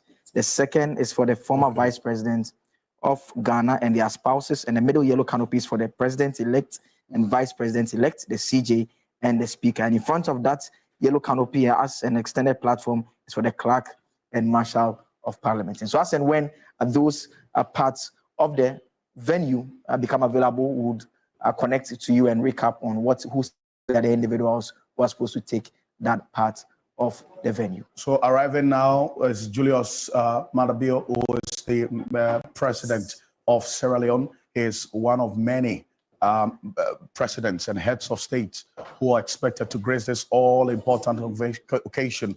We have right now, as you're seeing, the minority leader of the 9th Parliament. How time changes so fast. The immediate past majority leader, Kemini and Martin want to say. You probably want to say it so he feels good. But as of this morning, he is the minority leader because the 9th Parliament has been sworn in. So effectively, Alexander Afenyomakin is the minority leader. And that is an interesting man on you can see it. For those of you watching on TV, that is Jacob Zuma from South Africa. On your screens, Martin, what do you do with the accents there? It is interesting that we actually do have him in the country to support the swearing in of John Dramani Mahama, who a few days, just about 2 days after the final declaration, had to take a quick trip around a number of countries, so he reignites relationship. There's an interaction he had with President Akufo-Addo at the presidency. I will say we managed to hear what they were talking about. Interestingly, when he met the outgoing president, we understand that the delegation from Equatorial Guinea are just arriving at the venue as well. And Martin, when he met the president, the former president, Nana Akufo-Addo, told him that you've been touring the continent a lot. You are traveling around. I see you traveling around. And you know his response? He said that, look, he wants to hit the ground running. And he does not want to travel once he takes over. So he wants to have time to settle immediately he takes over. And that is how come he was doing the tours that ordinarily he would be doing once he's taking office. And so that comes back to the point that we're making earlier on about the fact that, look, this is someone who is an experienced leader. He's been there, he's done that. He knows the terrain. Of course, there might be a change or two based on what has happened in the last few years when he was in opposition. He didn't have direct access as president to some of the key decision makers on the continent and beyond. So it is instructive to especially many people who are watching, and based on the level of expectation of the president-elect, he had to quickly touch base with a number of the presidents of other countries, especially those that we have good bilateral relations with, to trigger or initiate conversations regarding what kind of assistance they can give us as a country now that he is about to take the realms of affairs of the country. And so it's part of why some of the countries he visited, those presidents have actually also decided to come down to support him in his inauguration. And we also have the leadership of the National Democratic Congress, the Chief of Staff, also sat together. So that is Johnson Esiedun Ketia, National Chairman of the NDC in white. On his right, we have Julius Debra, who is the Chief of Staff. That was not in doubt because he was Chief of Staff when Mahama was president and was actually his right-hand man throughout opposition. I am personally amazed that the Rwandan president, Paul Kagame, is also in Ghana. I mean, it's amazing to have such dignified personalities on the continent come around to observe and grace the occasion. And some people of a certain level of repute have talked about how Ghana and Rwanda are the shining examples of what the continent can be if we are focused as a people in trying to help Africa out of its current doldrums and challenges. Having people on the continent, as we speak, many people have said, and personally I've also observed how Rwanda, their capital, Kigali, is the cleanest city on the continent, and President Paul Kagame has been very instrumental in getting the country that had serious genocide in 1994 come out of that genocide, and now a shining example on the continent. So it looks like Ghana is also on the same path. Martin, I have been to Kigali before. It's a beautiful country. Very beautiful. And what's amazed me about Kigali is the fact that, look, the land space is not particularly flat like we have it in most parts of the country. It's quite a hilly area, but they've been able to build such that they make good use of space. And so because if you have a limited flat space, you go down a lot before you raise the building up. It's also a very, very clean country there, and so that is very important. And it's the way they are orderly as a country that surprises me. And also, when I asked him what he thought about Ghana, he said that a lot of them were looking up to Ghana. And you know, Ghana and Rwanda also have a special relationship because Kwaku Anyidoho's father, coincidentally, happened to be one of the officers who was leading the delegation of soldiers at the time when they had the genocide there. Well, and it's he interesting. tried It's to interesting help how we're them. all talking about Rwanda with so much delight. Let's one day talk about Accra with such delight. And But look that at is this. why it's That's necessary to look at that example. The president-elect John Dramani Mahama is arriving now at the venue that is the Independence Square, where the parliamentary session is taking place as we speak. So this is the moment all the persons, and in fact, everyone watching us has been waiting for. The president, John Dramani Mahama, has arrived at the Independence Square. The ceremony will take place. In fact, will proceed in the next few minutes. As you see them, Sheikh Osman Nuhu Shaributu, the national chief imam, Dr. Sheikh Imam Nuhu Shaributu. See there also, you have one of the key persons in John Mahama's campaign, Professor Joshua Alabi, who sat with Kemini Amano not too long ago on hot issues, and he detailed the strategy that he also put in place and the role he played in the NDC winning power again after 8 years in opposition. And this is the moment, as we're seeing right now, with the arrival of President-elect John Dramani Mahama. Kemini, this is the moment we've all been waiting for, is it not? Absolutely. And look at how packed the places. We are indeed ready for history. Let me quickly bring in my guests, pick their quick thoughts on events we are seeing so far. Prof, I'm going to start with you. It has begun. We're seeing the number of dignitaries and people who have thronged the Independence Square. What are your expectations of today? Your quick thoughts. Okay, thank you so much, and good morning to your viewers. I think it speaks very well of our democracy and how far we have come as a country. But largely, the whole concept of inauguration is a generic term that will present three key things. So one, we are looking at the pomp and the pageantry that comes with this. Two, we are looking at the swearing in of the president-elect and then the vice president-elect. And then three, we are looking at the inaugural speech. That is the first policy position that the president-elect is going to deliver. In some countries, it's usually meant to address ill feelings and unite a country that has been divided as a result of a campaign, hectic campaign, or any other thing that might have happened in the past. In some cases, it can be used to appeal for support of the country to rally behind him. Prof, unfortunately, we're going to have to go. Alfred, why are you taking us now? So we're going straight to the Parliament House at the Black Star Square. The speaker is speaking now. Honorable majority and minority leaders may proceed now.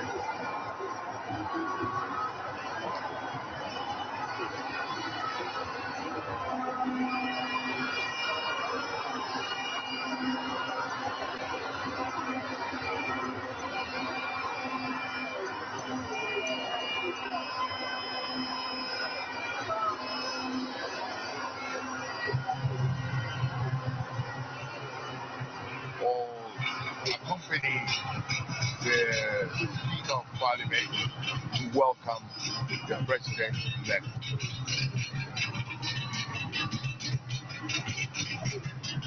The first arrival will be the Vice President-elect, then followed by the President. Precisely.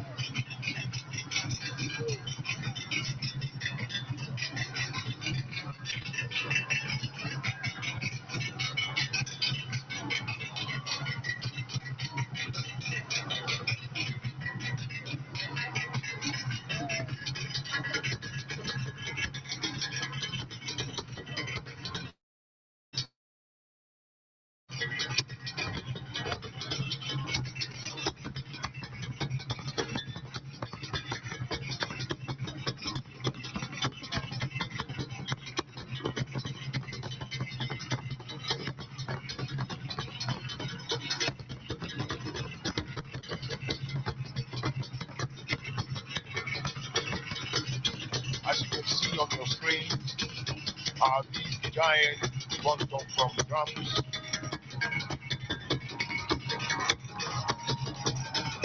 sounding out the rhythm of Ghana.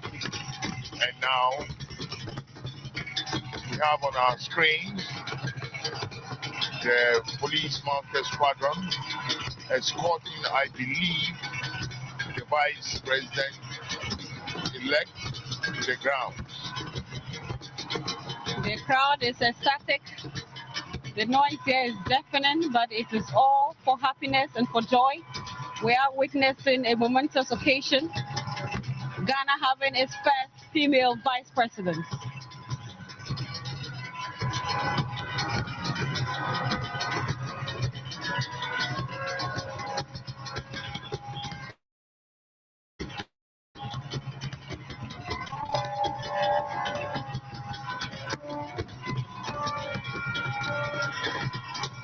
The bedlam here is intense. It is intense. There is much joy, happiness, excitement, all in readiness for what we are about to witness. And security is also in full force. We have various security personnel deployed to ensure the total safety and security of personnel. They are all playing critical roles to ensure that this event goes seamlessly, devoid of any major hitches. We have rich display of culture.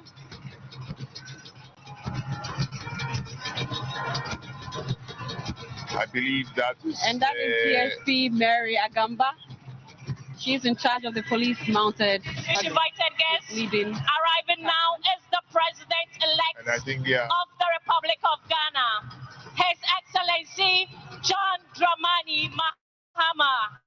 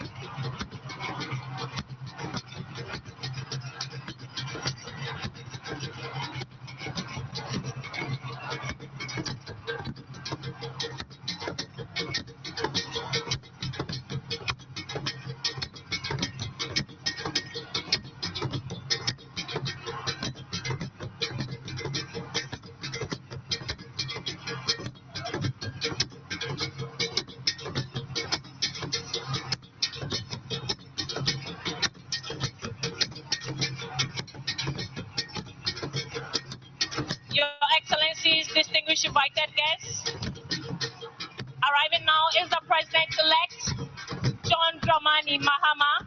He is accompanied by his spouse, soon-to-be First Lady, Her Excellency Lordina Dramani Mahama.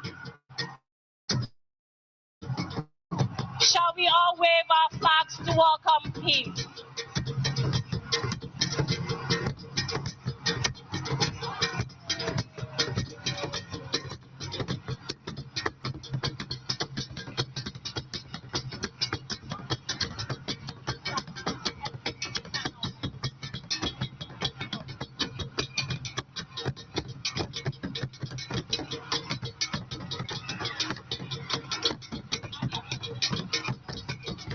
The Speaker of Parliament now leads the entourage into the Chamber of Parliament here at the Black Star Square. The entourage of Parliament includes the clerks of Parliament and other senior officials of Parliament.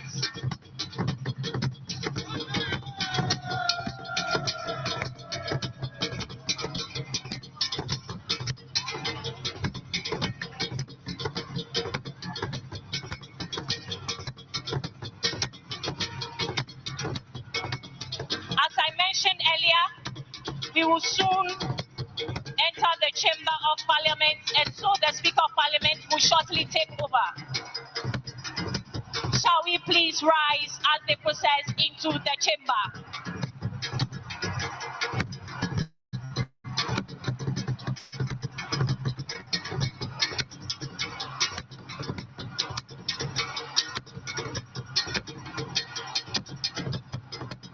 to announce that only accredited photographers and media personnel are allowed at the designated places on the square.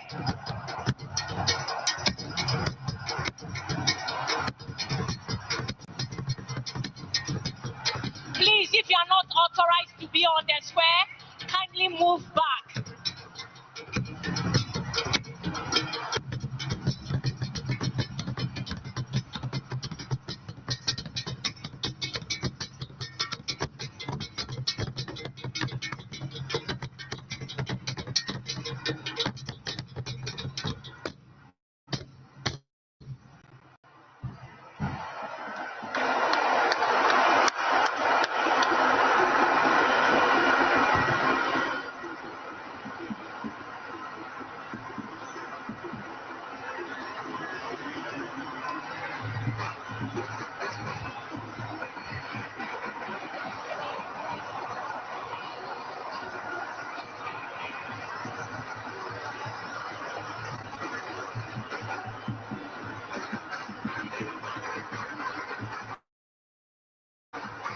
Honorable members, we may now resume.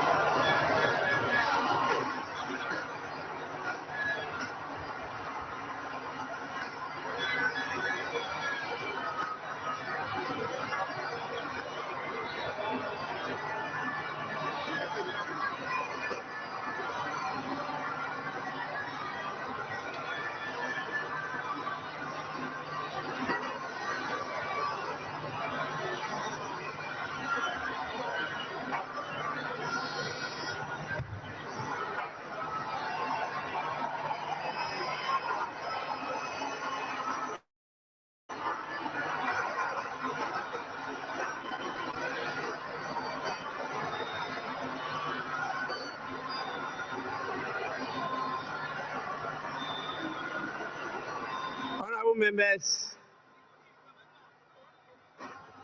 I now have the singular honor and pleasure to invite Her Ladyship, the Chief Justice of the Republic of Ghana, to administer the oaths to the President-elect and the Vice President-elect. We will start with the Vice President-elect, who will take and subscribe to the oath of allegiance and the oath of the Vice President. Your Ladyship, the Chief Justice, you may now do so now.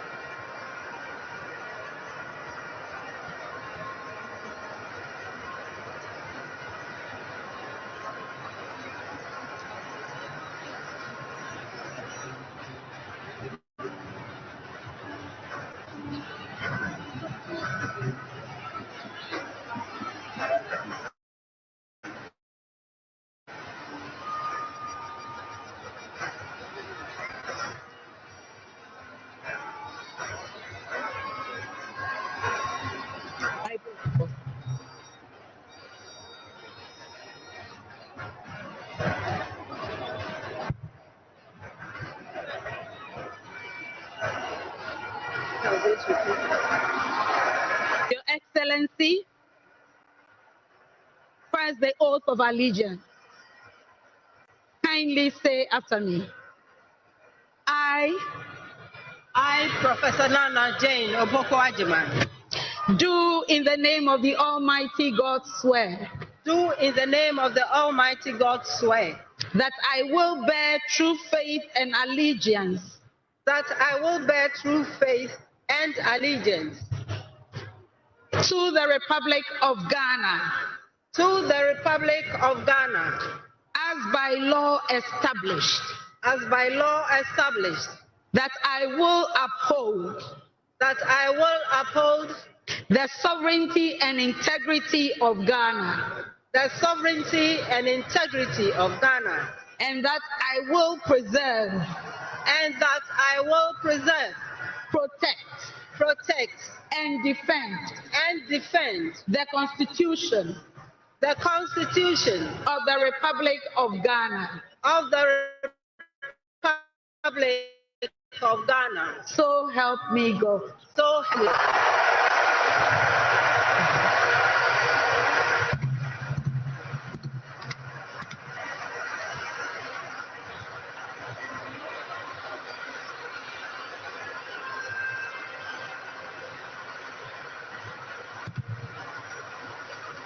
Your Excellency, now the oath of the Vice President. I, Professor Nana Jane Opoku Ajiman, having been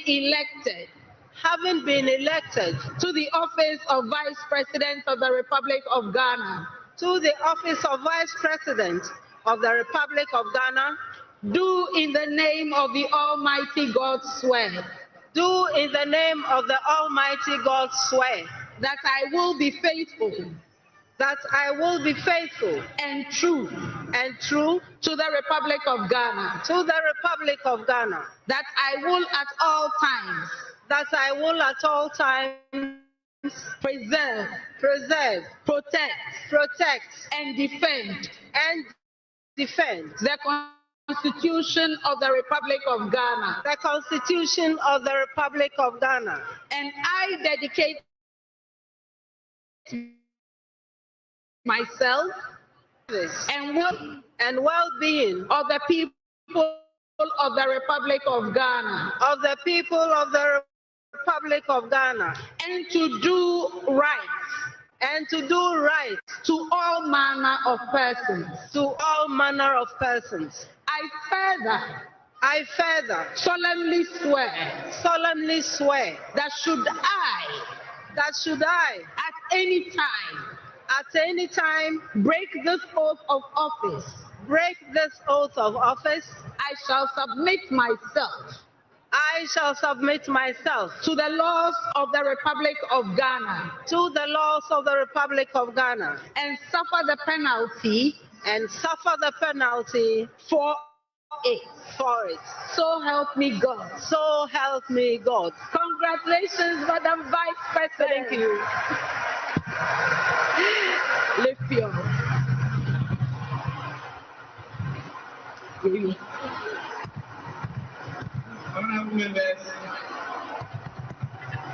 The Vice President of the Republic of Ghana shall now sign the oath book.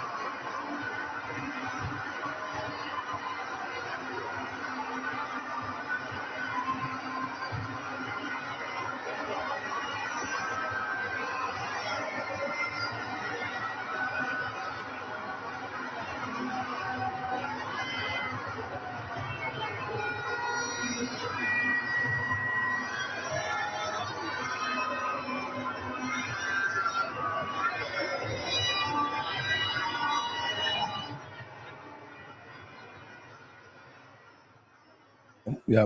Okay. Yeah. After the oath had been administered to her, and we can safely say that for the first time, Ghana has a female vice president, Her Excellency Professor Nana Jane Opoku-Agyeman, being helped by the Chief Justice, also signing the same oath book as well, and the Judicial Secretary is also in short. There's also the Clerk of Parliament, who had quite a day in the early hours, just a couple of hours ago. And so, Her Excellency, congratulations are in order. Indeed.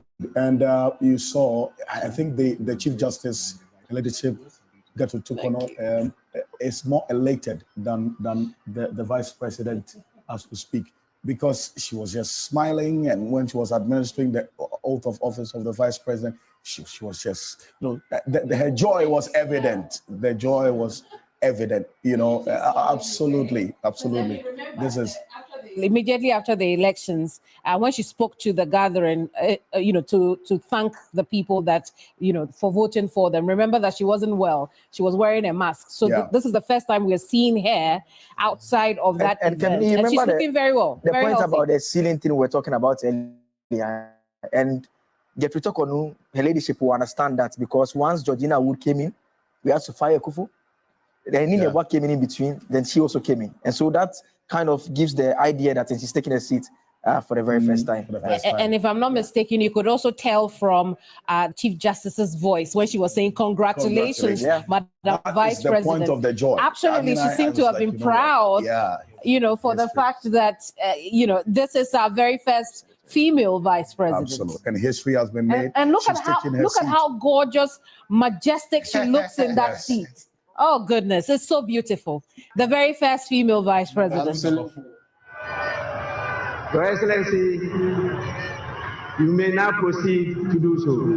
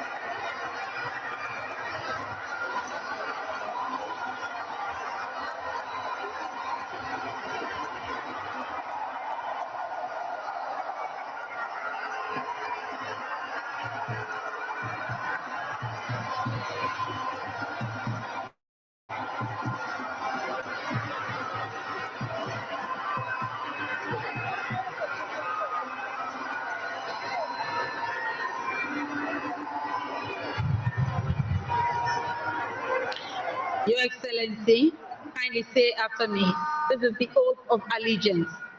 I, your name, John Dramani Mahama, do in the name of the Almighty God swear. Do in the name of the Almighty God swear. That I will bear true faith. That I will bear true faith. And allegiance. And allegiance. To the Republic of Ghana. To the Republic of Ghana. As by law established. As by law established. That I will uphold. And that I will uphold. The sovereignty. The sovereignty.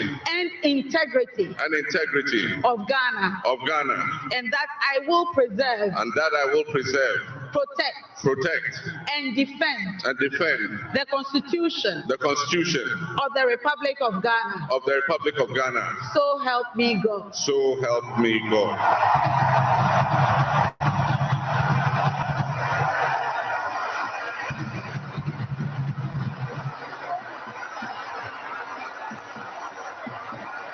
Your Excellency, now the presidential oath. I, John Dramani Mahama, having been elected to the high office of President of the Republic of Ghana, do in the name of the Almighty God swear. Do in the name of the Almighty God swear. That I will be faithful. That I will be faithful. And true. To the Republic of Ghana. To the Republic of Ghana. That I will at all times. That I will at all times preserve, protect, and defend the Constitution of the Republic of Ghana. and that I dedicate myself and that I dedicate myself to the service and well-being of the people of the Republic of Ghana, and to do right to all manner of persons. I further solemnly swear that should I at any time break this oath of office, I shall submit myself to the laws of the Republic of Ghana and suffer the penalty for it. So help me God. So help me God. Congratulations, Mr. President. Let me be the first.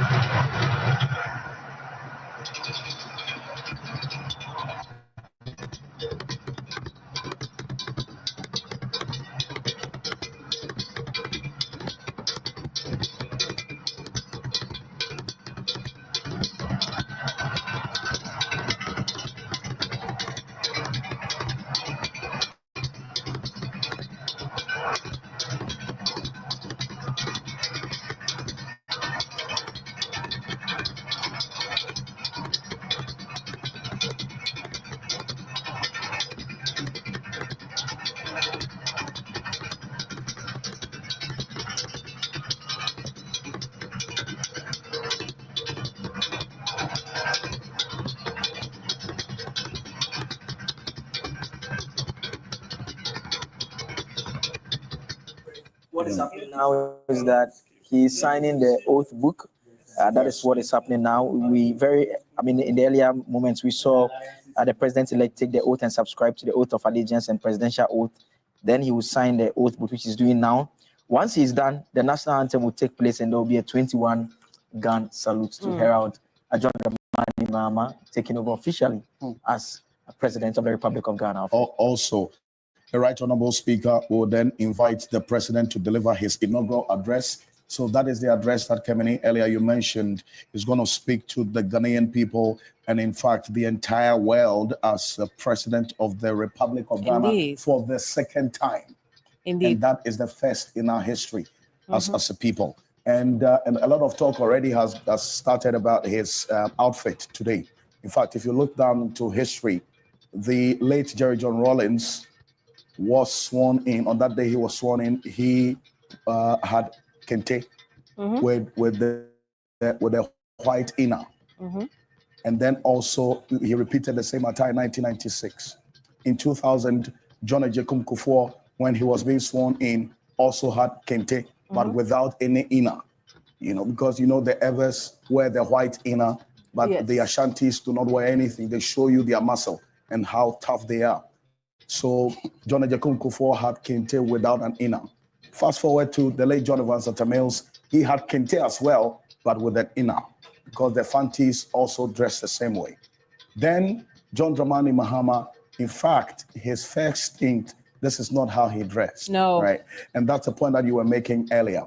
So fast forward to Nana Addo Dankwa Akufo-Addo, he had kente on with no inner. He also showed that how muscular he was at the time in 2016. Then in 2024, we had this one as well. And that's what you're seeing right now with the president, John Dramani Mahama. Today he's doing the one hand. With one hand. Yeah, he's holding the state sword. And it's very important. And it's symbolic as well. It's a symbol of presidential authority. That is the symbol of authority of the president of the Republic of Ghana. Now he's held it with double hands, and also that has a meaning. If you recall, this became a talking point in 2016 when he held it with just one hand. In fact, the state sword, as you would call it, the Omana Akumfua. Yes, symbol of presidential authority, first held by Osajifo Dr. Kwame Nkrumah when he swore the oath of office on the 1st of July 1960. Blake, what do we know about this? It's made of solid gold. The design is based on that of the double-bladed Afenanta, a traditional symbol of interstate peace. And that is what we saw him holding for the very first time in terms of it being sworn in again.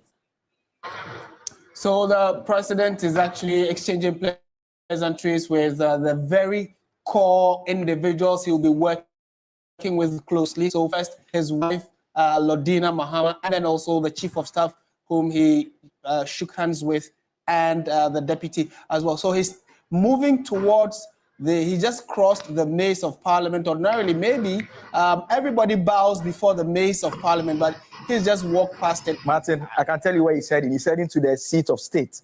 Yes, he's going to sit on the seat of state by the Speaker of Parliament. So there he is.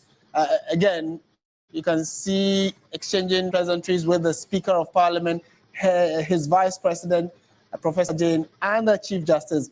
Now, he's about to sit for the second time on the seat of authority, more or less, you can call it that way, which is the presidential seat. So, indeed, just to tell you and you know, gentlemen, we've gone full circle now. Just drawing my attention to the fact that it is only John Dramani Mahama who's been sworn in 3 times. When Professor Mills died in 2012 and today. Yeah. So the history is a lot going on here. The record he's setting is a lot going on here today, right? And it's interesting. If you read his book, My First Coup d'etat, he makes the point about how a lot of the events that took place in his life were not within his control. He always makes the point that at every turn when he doesn't seem to know what lies next or what he intends to do next, something happens within fate that turns his life around. And he makes reference to how that very first coup d'etat changed his life, not just of himself, his entire family. Again, he makes the point about how at various points when he didn't even intend to know what he wants to do next, he ended up in politics, which was not his initial intention. We also know for a fact that the moment when he thought of exiting politics as well, he was asked to be vice president. And when he even thought he was still done and he didn't want to be part anymore, we saw what happened again. He becomes president. And we see him staying away for 8 years and coming back.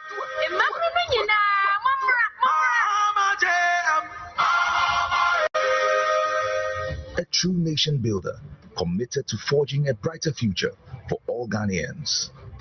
John Mahama embodies the pillars of leadership that nation craves: trustworthiness, reliability, modesty, and above all, truthfulness.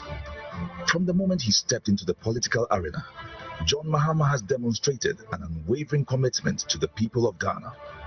His approachable demeanor, paired with his genuine concern for the needs of the Ghanaian, has earned him their trust.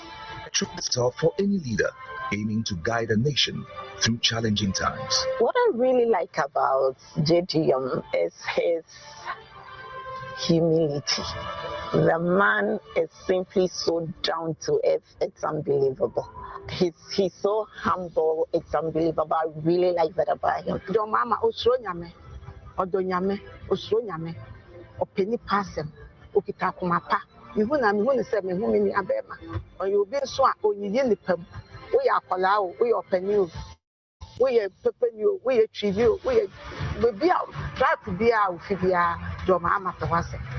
On kase, we in a tree, we in your will. Honorable members, President Mahama is practical. He communicates his issues very, very well. And he understands the Ghanaian politics very well. He understands the Ghanaian people very well. And that is what I like about him. The brand, John Dramani Mahama, is not just a name. It represents resilience, strength, progress, and empathy. I believe John Dramani Mahama is loved by many. His personality. And now, on your behalf, invite His Excellency, the President of the Republic of Ghana, to deliver his inaugural address. Your Excellency, you may now proceed to do so.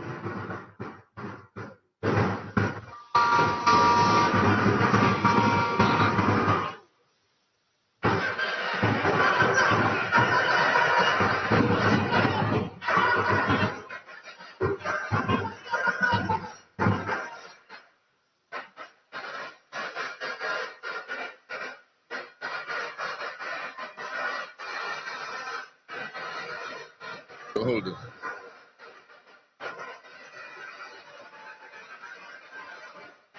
the Right Honorable Speaker of Parliament, honorable members of Parliament, Her Excellency, the Vice President of the Republic of Ghana, Jane Nana Opoku-Agyeman, Her Ladyship, the Chief Justice, Your Excellency Bola Ahmed Tinubu, President of the Federal Republic of Ghana, and special guest of honor for this occasion, Your Excellencies, Presidents, Heads of Government and Development Agencies, Your Excellency Nana Addo Dankwa Akufo-Addo, and former Presidents, Your Excellency Dr. Mahamudu Bawumia, distinguished invited guests, ladies and gentlemen, my brothers and sisters. I wish you a good morning, and we give thanks to the Almighty God on this occasion. Our Father who art in heaven, we thank you for giving us this day, a day that offers me, your humble servant, a unique opportunity to work to reset our dear country, Ghana. 32 years ago, on January 7th, Ghana made its first and most successful democratic transition, a reset, with the swearing in of the newly democratically elected President, Jerry John Rawlings, of blessed memory.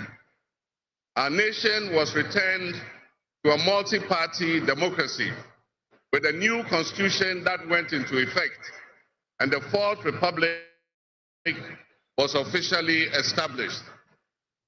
I refer to it as a reset because on that day in 1993, we made our fourth attempt at establishing a democratic system of government with term limits based on free, fair, and transparent elections.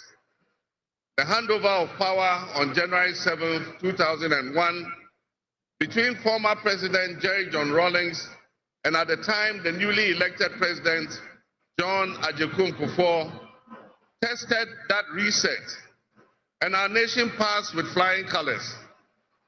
So today, with my induction as the new President of the Republic of Ghana, history is being made once again. And it is a history worth repeating every 4 years with each newly elected president. Today, we're also making a different kind of history, one that speaks to our maturity as a democracy, a nation of citizens enfranchised with the authority at the polls to determine their political future. Today's exercise between the outgoing President, His Excellency Nana Addo Dankwa Akufo-Addo, and I feels a bit like a deja vu.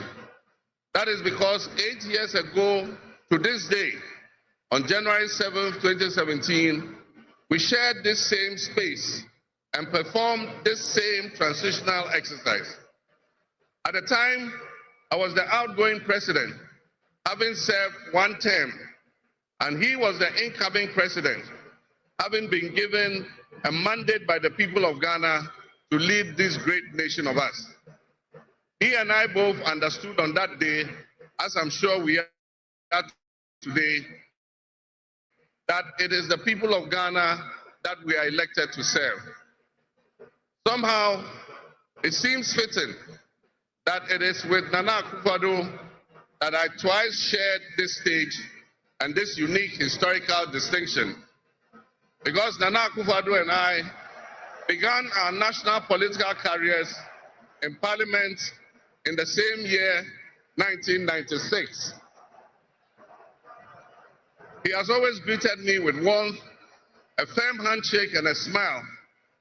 And he is perhaps the only person in my life who has persistently chosen to call me Johnny.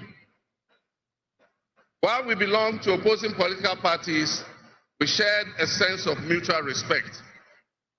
In those early days, we probably could not have imagined that destiny would bring us to the leadership of our respective parties, and that we would have to face off 3 separate times as we each vied for the highest office of the land.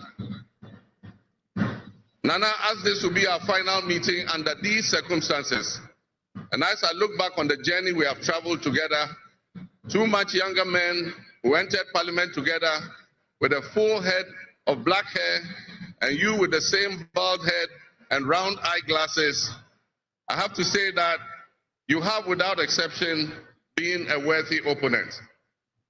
I extend my warmest wishes to His Excellency, the former Vice President, Dr. Alhaji Mahmudu Bawumia. It was a grueling campaign, and we gave it our all. Your sportsmanship in making an early concession eased tensions and contributed to the early conclusion of the electoral contest. I wish you all the best in your endeavors. My brothers and sisters, the world in which Ghana exists today, as I begin this presidency, is not the same world in which we have lived under other presidencies. There are tensions and conflicts that have not previously existed between nations. These tensions and conflicts place pressure on alliances to decide where we will support. There's a seismic shift happening within the system of global economic dominance. Whereas the G7 nations, United States, the United Kingdom, Canada, France, Germany, Italy, and Japan once provided the highest percentage of the world's GDP, over the last decade, that number has been steadily dropping.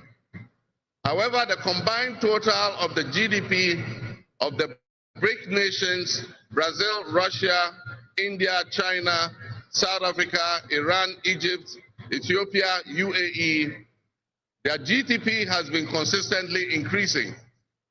In 2023, for instance, the G7's combined total of world GDP was 30%. But by 2029, that number is predicted to drop to 27%. In 2023, the BRICS percentage of world GDP was 37.3%. And so what does this mean to us in Ghana? What could it mean to our economy? Where do we fit in this geopolitical maelstrom? Technology such as artificial intelligence has taken us to new heights, opening up the potential for national, financial, and personal security issues that we are not yet able to imagine. One example is the use of misinformation and algorithm manipulations on social media platforms to sway a particular group's sentiments towards or away from something. Now more than ever before, we need to strengthen our ties with our neighbors to ensure that we're working together to keep our sub-region safe. We stand in solidarity and work in alliance with all our neighbors in the sub-region. Recognizing the history of our borders, we also acknowledge that on the other side of our country's borders are our family members. They may be Ivorians, they may be Togolese, they may be Burkinabes, they may be Nigerians or Malians, but they are also Akans, they are Kasinas, they are Guans, they are Ewes, they are Nzemes, they are Hauses, they are Moshis and Gurmes, because we are all part of one another, one big family. With the increase of the climate crisis, and as the waters grow warmer, melting the Arctic ice and permafrost, there's a greater likelihood for viruses that have been frozen and thought to be extinct for decades, perhaps even centuries, to begin to spread and create another global pandemic. The changing climate conditions, increased population density in urban areas, and mass international travel are enabling existing viruses to spread and mutate at a faster and faster rate than they did before. This is a serious challenge. Let us not forget the toll that the past epidemics of viruses like Ebola, COVID, and Mpox have taken on the families and communities and medical infrastructure in several of our neighboring countries and in the sub-region. Let us also not forget how swiftly and completely the COVID pandemic brought the entire world to a screeching halt. My government will be working diligently to strengthen our public health systems while monitoring the global health situation so that when, and not if, but when the next pandemic or epidemic occurs, the loss of lives in Ghana will be minimal. The larger world exists around us and to some extent within us. While we cannot and should never use it as an excuse to stray from the direct and immediate needs of Ghana for the well-being of our citizens, we must also bear in mind that the affairs of the world, if we care to shape, lessen, avoid, or even at the other end of things, maximize the effect they have on us. My brothers and sisters, barely a month ago, we held historic elections that have caused dramatic shifts in our political landscape. I feel greatly honored that you, my compatriots, considered me worthy of receiving such an unprecedented and overwhelming mandate to steer the affairs of our beloved nation at this critical time in our history. The magnitude of this victory in the presidential elections and the gains that were made by my party, the National Democratic Congress, in the parliamentary elections naturally and justifiably resulted in great joy and celebration across our country, Ghana.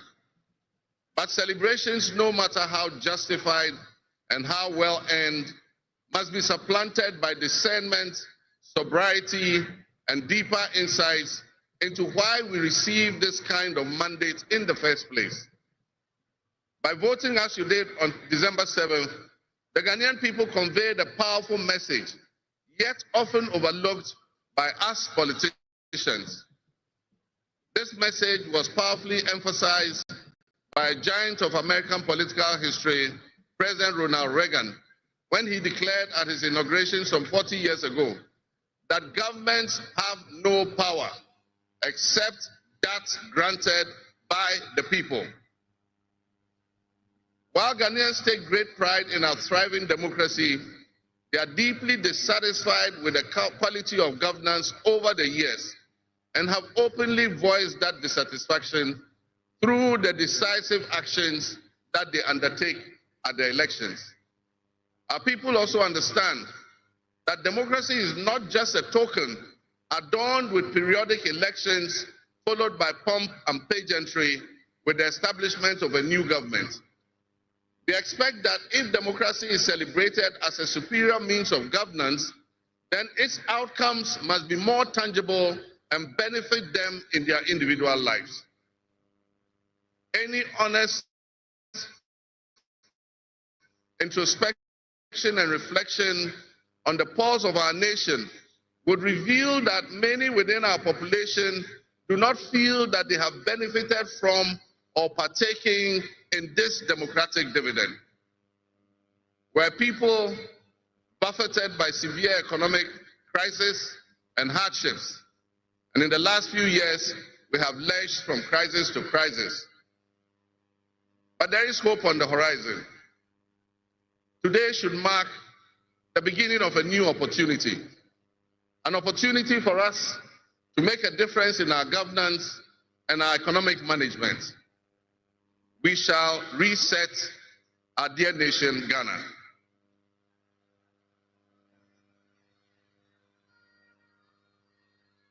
To the millions of my fellow countrymen and women who joined long queues and waited in the sun for their turn to vote for me, you have my sincerest thanks for honoring me.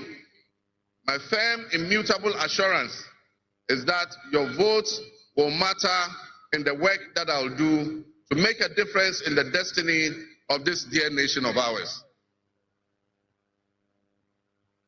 Your courage to bring change will not go in vain. Our nation was born with much promise. That promise would seem hazy and in doubt now because of all that has happened in the past. But I urge you, my fellow countrymen, not to be sucked into a state of perpetual pessimism. For some time, our country has urgently needed leadership with an unwavering desire to get things done. I, with all humility, assent that I intend to be that leader with your cooperation and your help. As your next leader, I shall strive to exercise sound judgment and be able to make the right calls at the right time. I will have the humility and presence of mind to take responsibility for any challenges and be willing to act firmly and timeously to resolve the challenges that we face as a nation. Since the elections, I have read and heard the word hope used many times in relation to my presidency and what it should offer the citizens of Ghana. I intend to speak plainly and clearly to you today, and every time I address you subsequently, I intend to always tell you the truth. The circumstances we find ourselves in are indeed dire, but even so, I'll be decisive and swift in my actions. We'll focus our initial efforts on 4 critical areas. The first is economic restoration and stabilization of the macroeconomic environment. The second is the improvement of the business and investment environment to ensure that Ghana is once again open for business. The third is governance and constitutional reforms. And the final, but not the least, is accountability and the fight against corruption.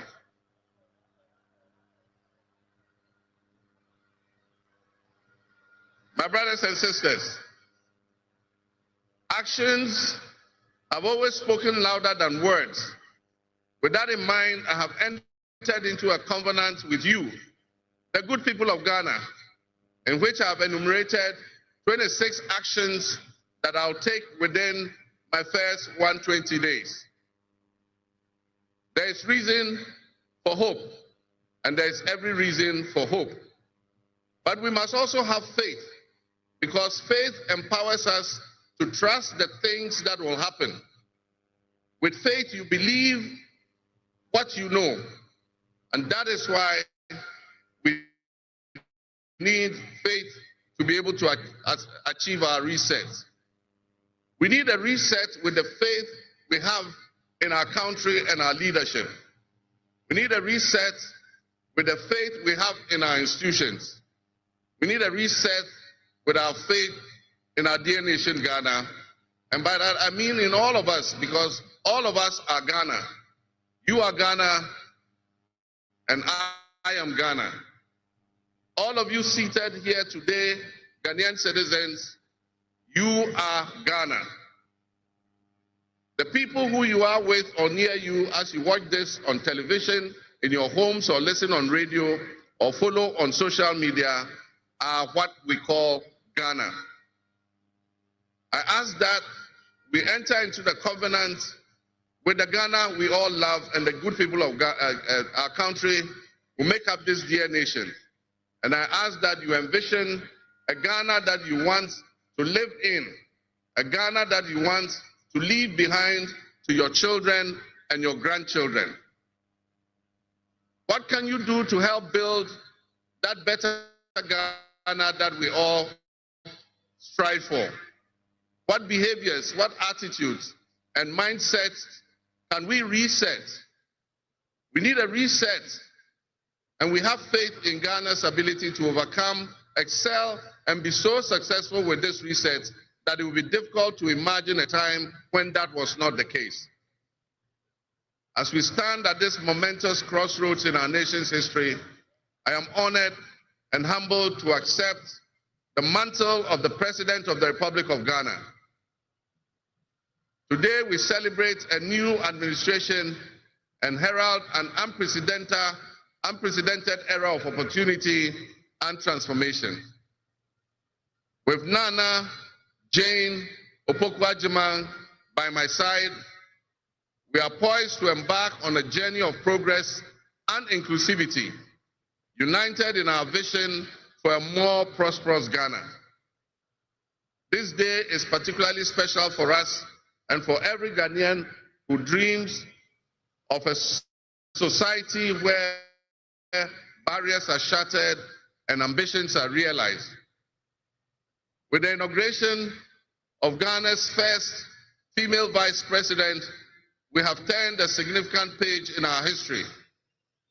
Nana Jane's ascension to the high office is not merely a personal triumph. It symbolizes our collective commitment to fostering a nation where gender equality and female representation are cherished and amplified. This is a powerful testament to the power of diverse voices to shape the future, voices that have the courage to soar beyond our traditional confines. My brothers and sisters, together as we look to the horizon, we reaffirm our dedication to breaking the glass ceiling that has long hindered many from reaching their full potential. Governance that reflects all segments of our population strengthens our democracy and enriches our conversation. We stand committed to enacting policies that empower women and ensure that the door of opportunity is opened wide for our youth and our women, regardless of their background. Together, we'll galvanize our efforts to create a society where every Ghanaian can dream, believe, and achieve without any restraints. Remember that great leadership is not defined merely by the offices we occupy, but by the legacy that we leave for future generations. My administration, along with my Vice President, Nana Opukwa-Agyeman, will prioritize inclusivity, accountability, and innovation, forging pathways that will lead to the upliftment of all of our citizens. I'm profoundly grateful for this moment, a cornerstone in our journey towards a brighter future for Ghana. In this resounding victory, I see a clarion call, particularly from the youth of Ghana, a generation that is brimming with potential and dreams that are waiting to be realized. This moment is a powerful affirmation that your voices matter, that your aspirations are valid, and that your future must be our priority. We're committed to translating your hopes into action and creating opportunities for education, entrepreneurship, employment, and empowerment. Our policies will be tailored to sustain innovation and foster industry that engage today's young minds and equip them with the skills needed for tomorrow's challenges. Together with the private sector and captains of business, we will create decent and well-paying jobs. As we embark on this new chapter, I assure you that our decisions will champion diversity in all facets of governance, ensuring that every Ghanaian, regardless of your ethnicity, your gender, your age, your religion, or any background, will have the opportunity to contribute to our nation's story. Ghana's youth represent the heartbeat of our democracy. Their ambition will drive our policies as we strive to create an inclusive, equitable society where everyone has a seat at the table. Our vision hinges on the introduction and implementation of a 24-hour economy. We envisage an innovative and vibrant 24-hour Ghanaian economy, which will also be anchored in agriculture and agribusiness. This innovative approach would unlock potentials that have long remained dormant, enabling us to harness the energy and creativity of all our people. Just imagine a Ghana where our markets are alive and bustling at all hours of the day, with responsive public services accessible at all times, such that businesses can operate flexibly to meet the diverse demands that they are subjected to. And young people, including entrepreneurs, can find opportunities regardless of traditional institutions. The 24-hour economy model will also bolster job creation for the young people, stimulate local industry, and attract foreign investments, and allow us to build resilient communities and a sustainable future. This vision extends beyond mere economic transactions. It symbolizes empowerment, the empowerment of every Ghanaian to contribute to our national progress.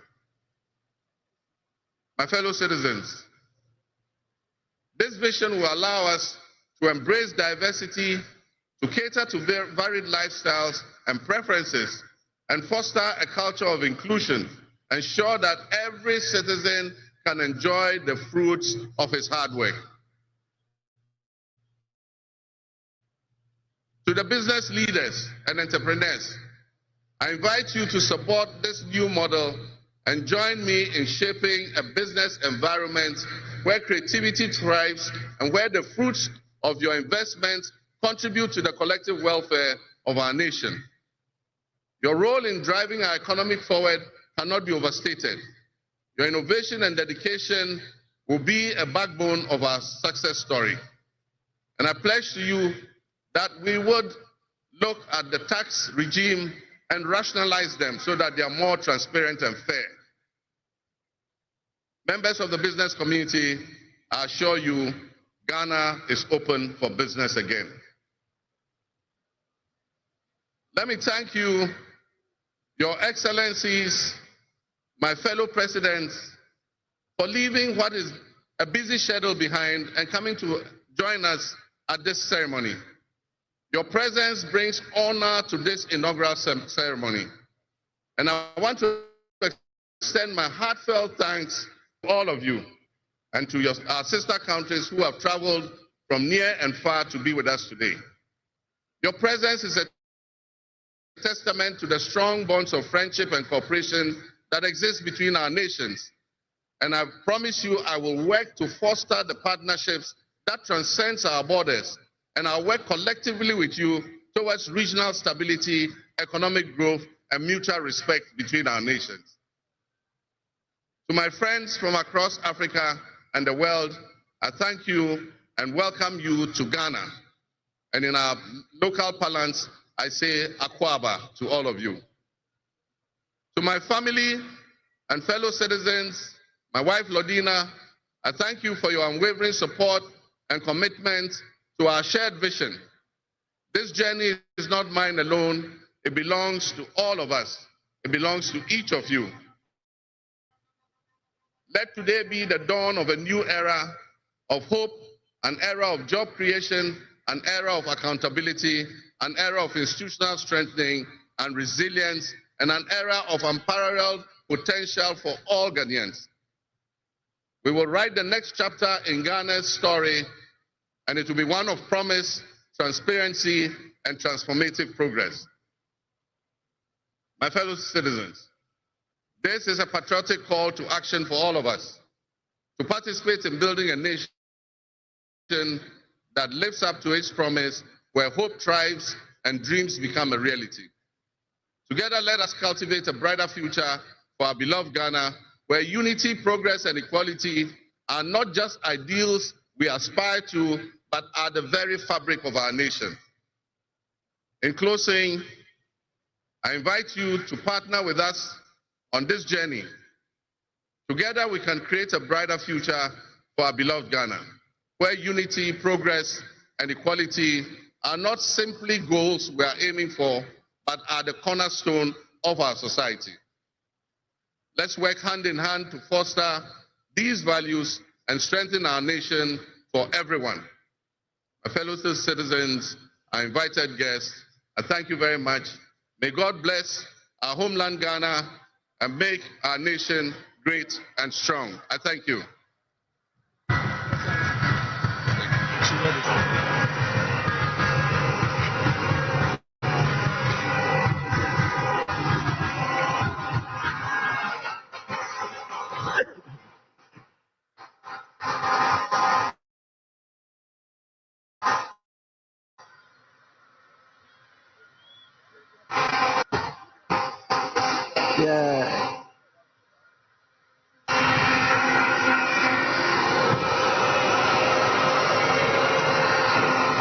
Honorable members,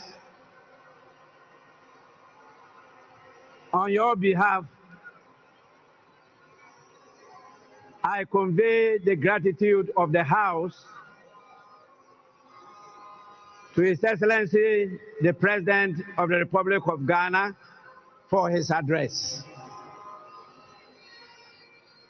Your Excellency, the House is extremely grateful to you.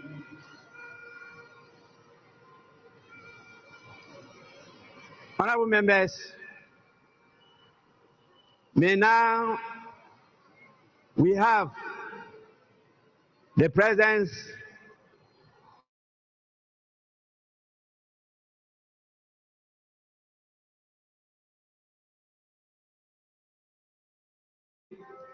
of His Excellency Bola Ahmed Tinubu, the President of the Republic of the Federal, I should say the Federal Republic of Nigeria.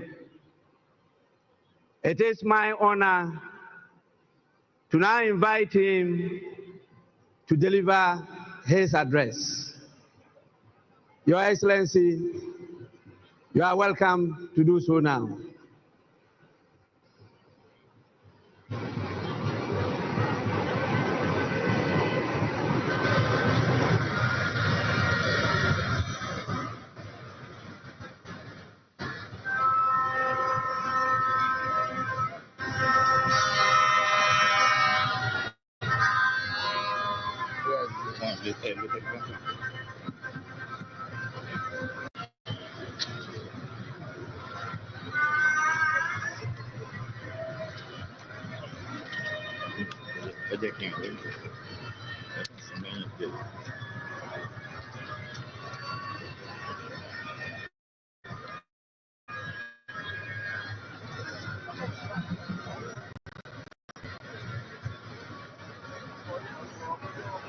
Your Excellency,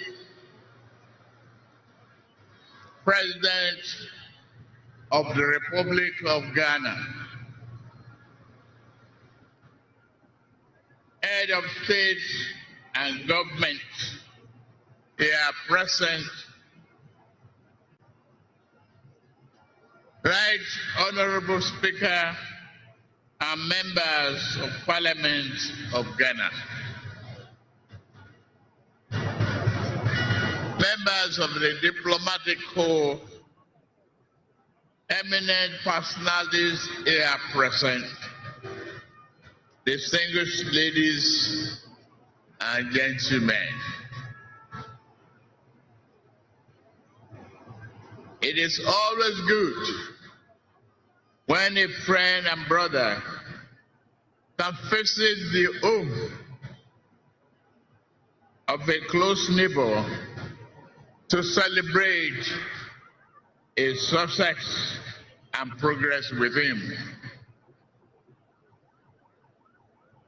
Today, we celebrate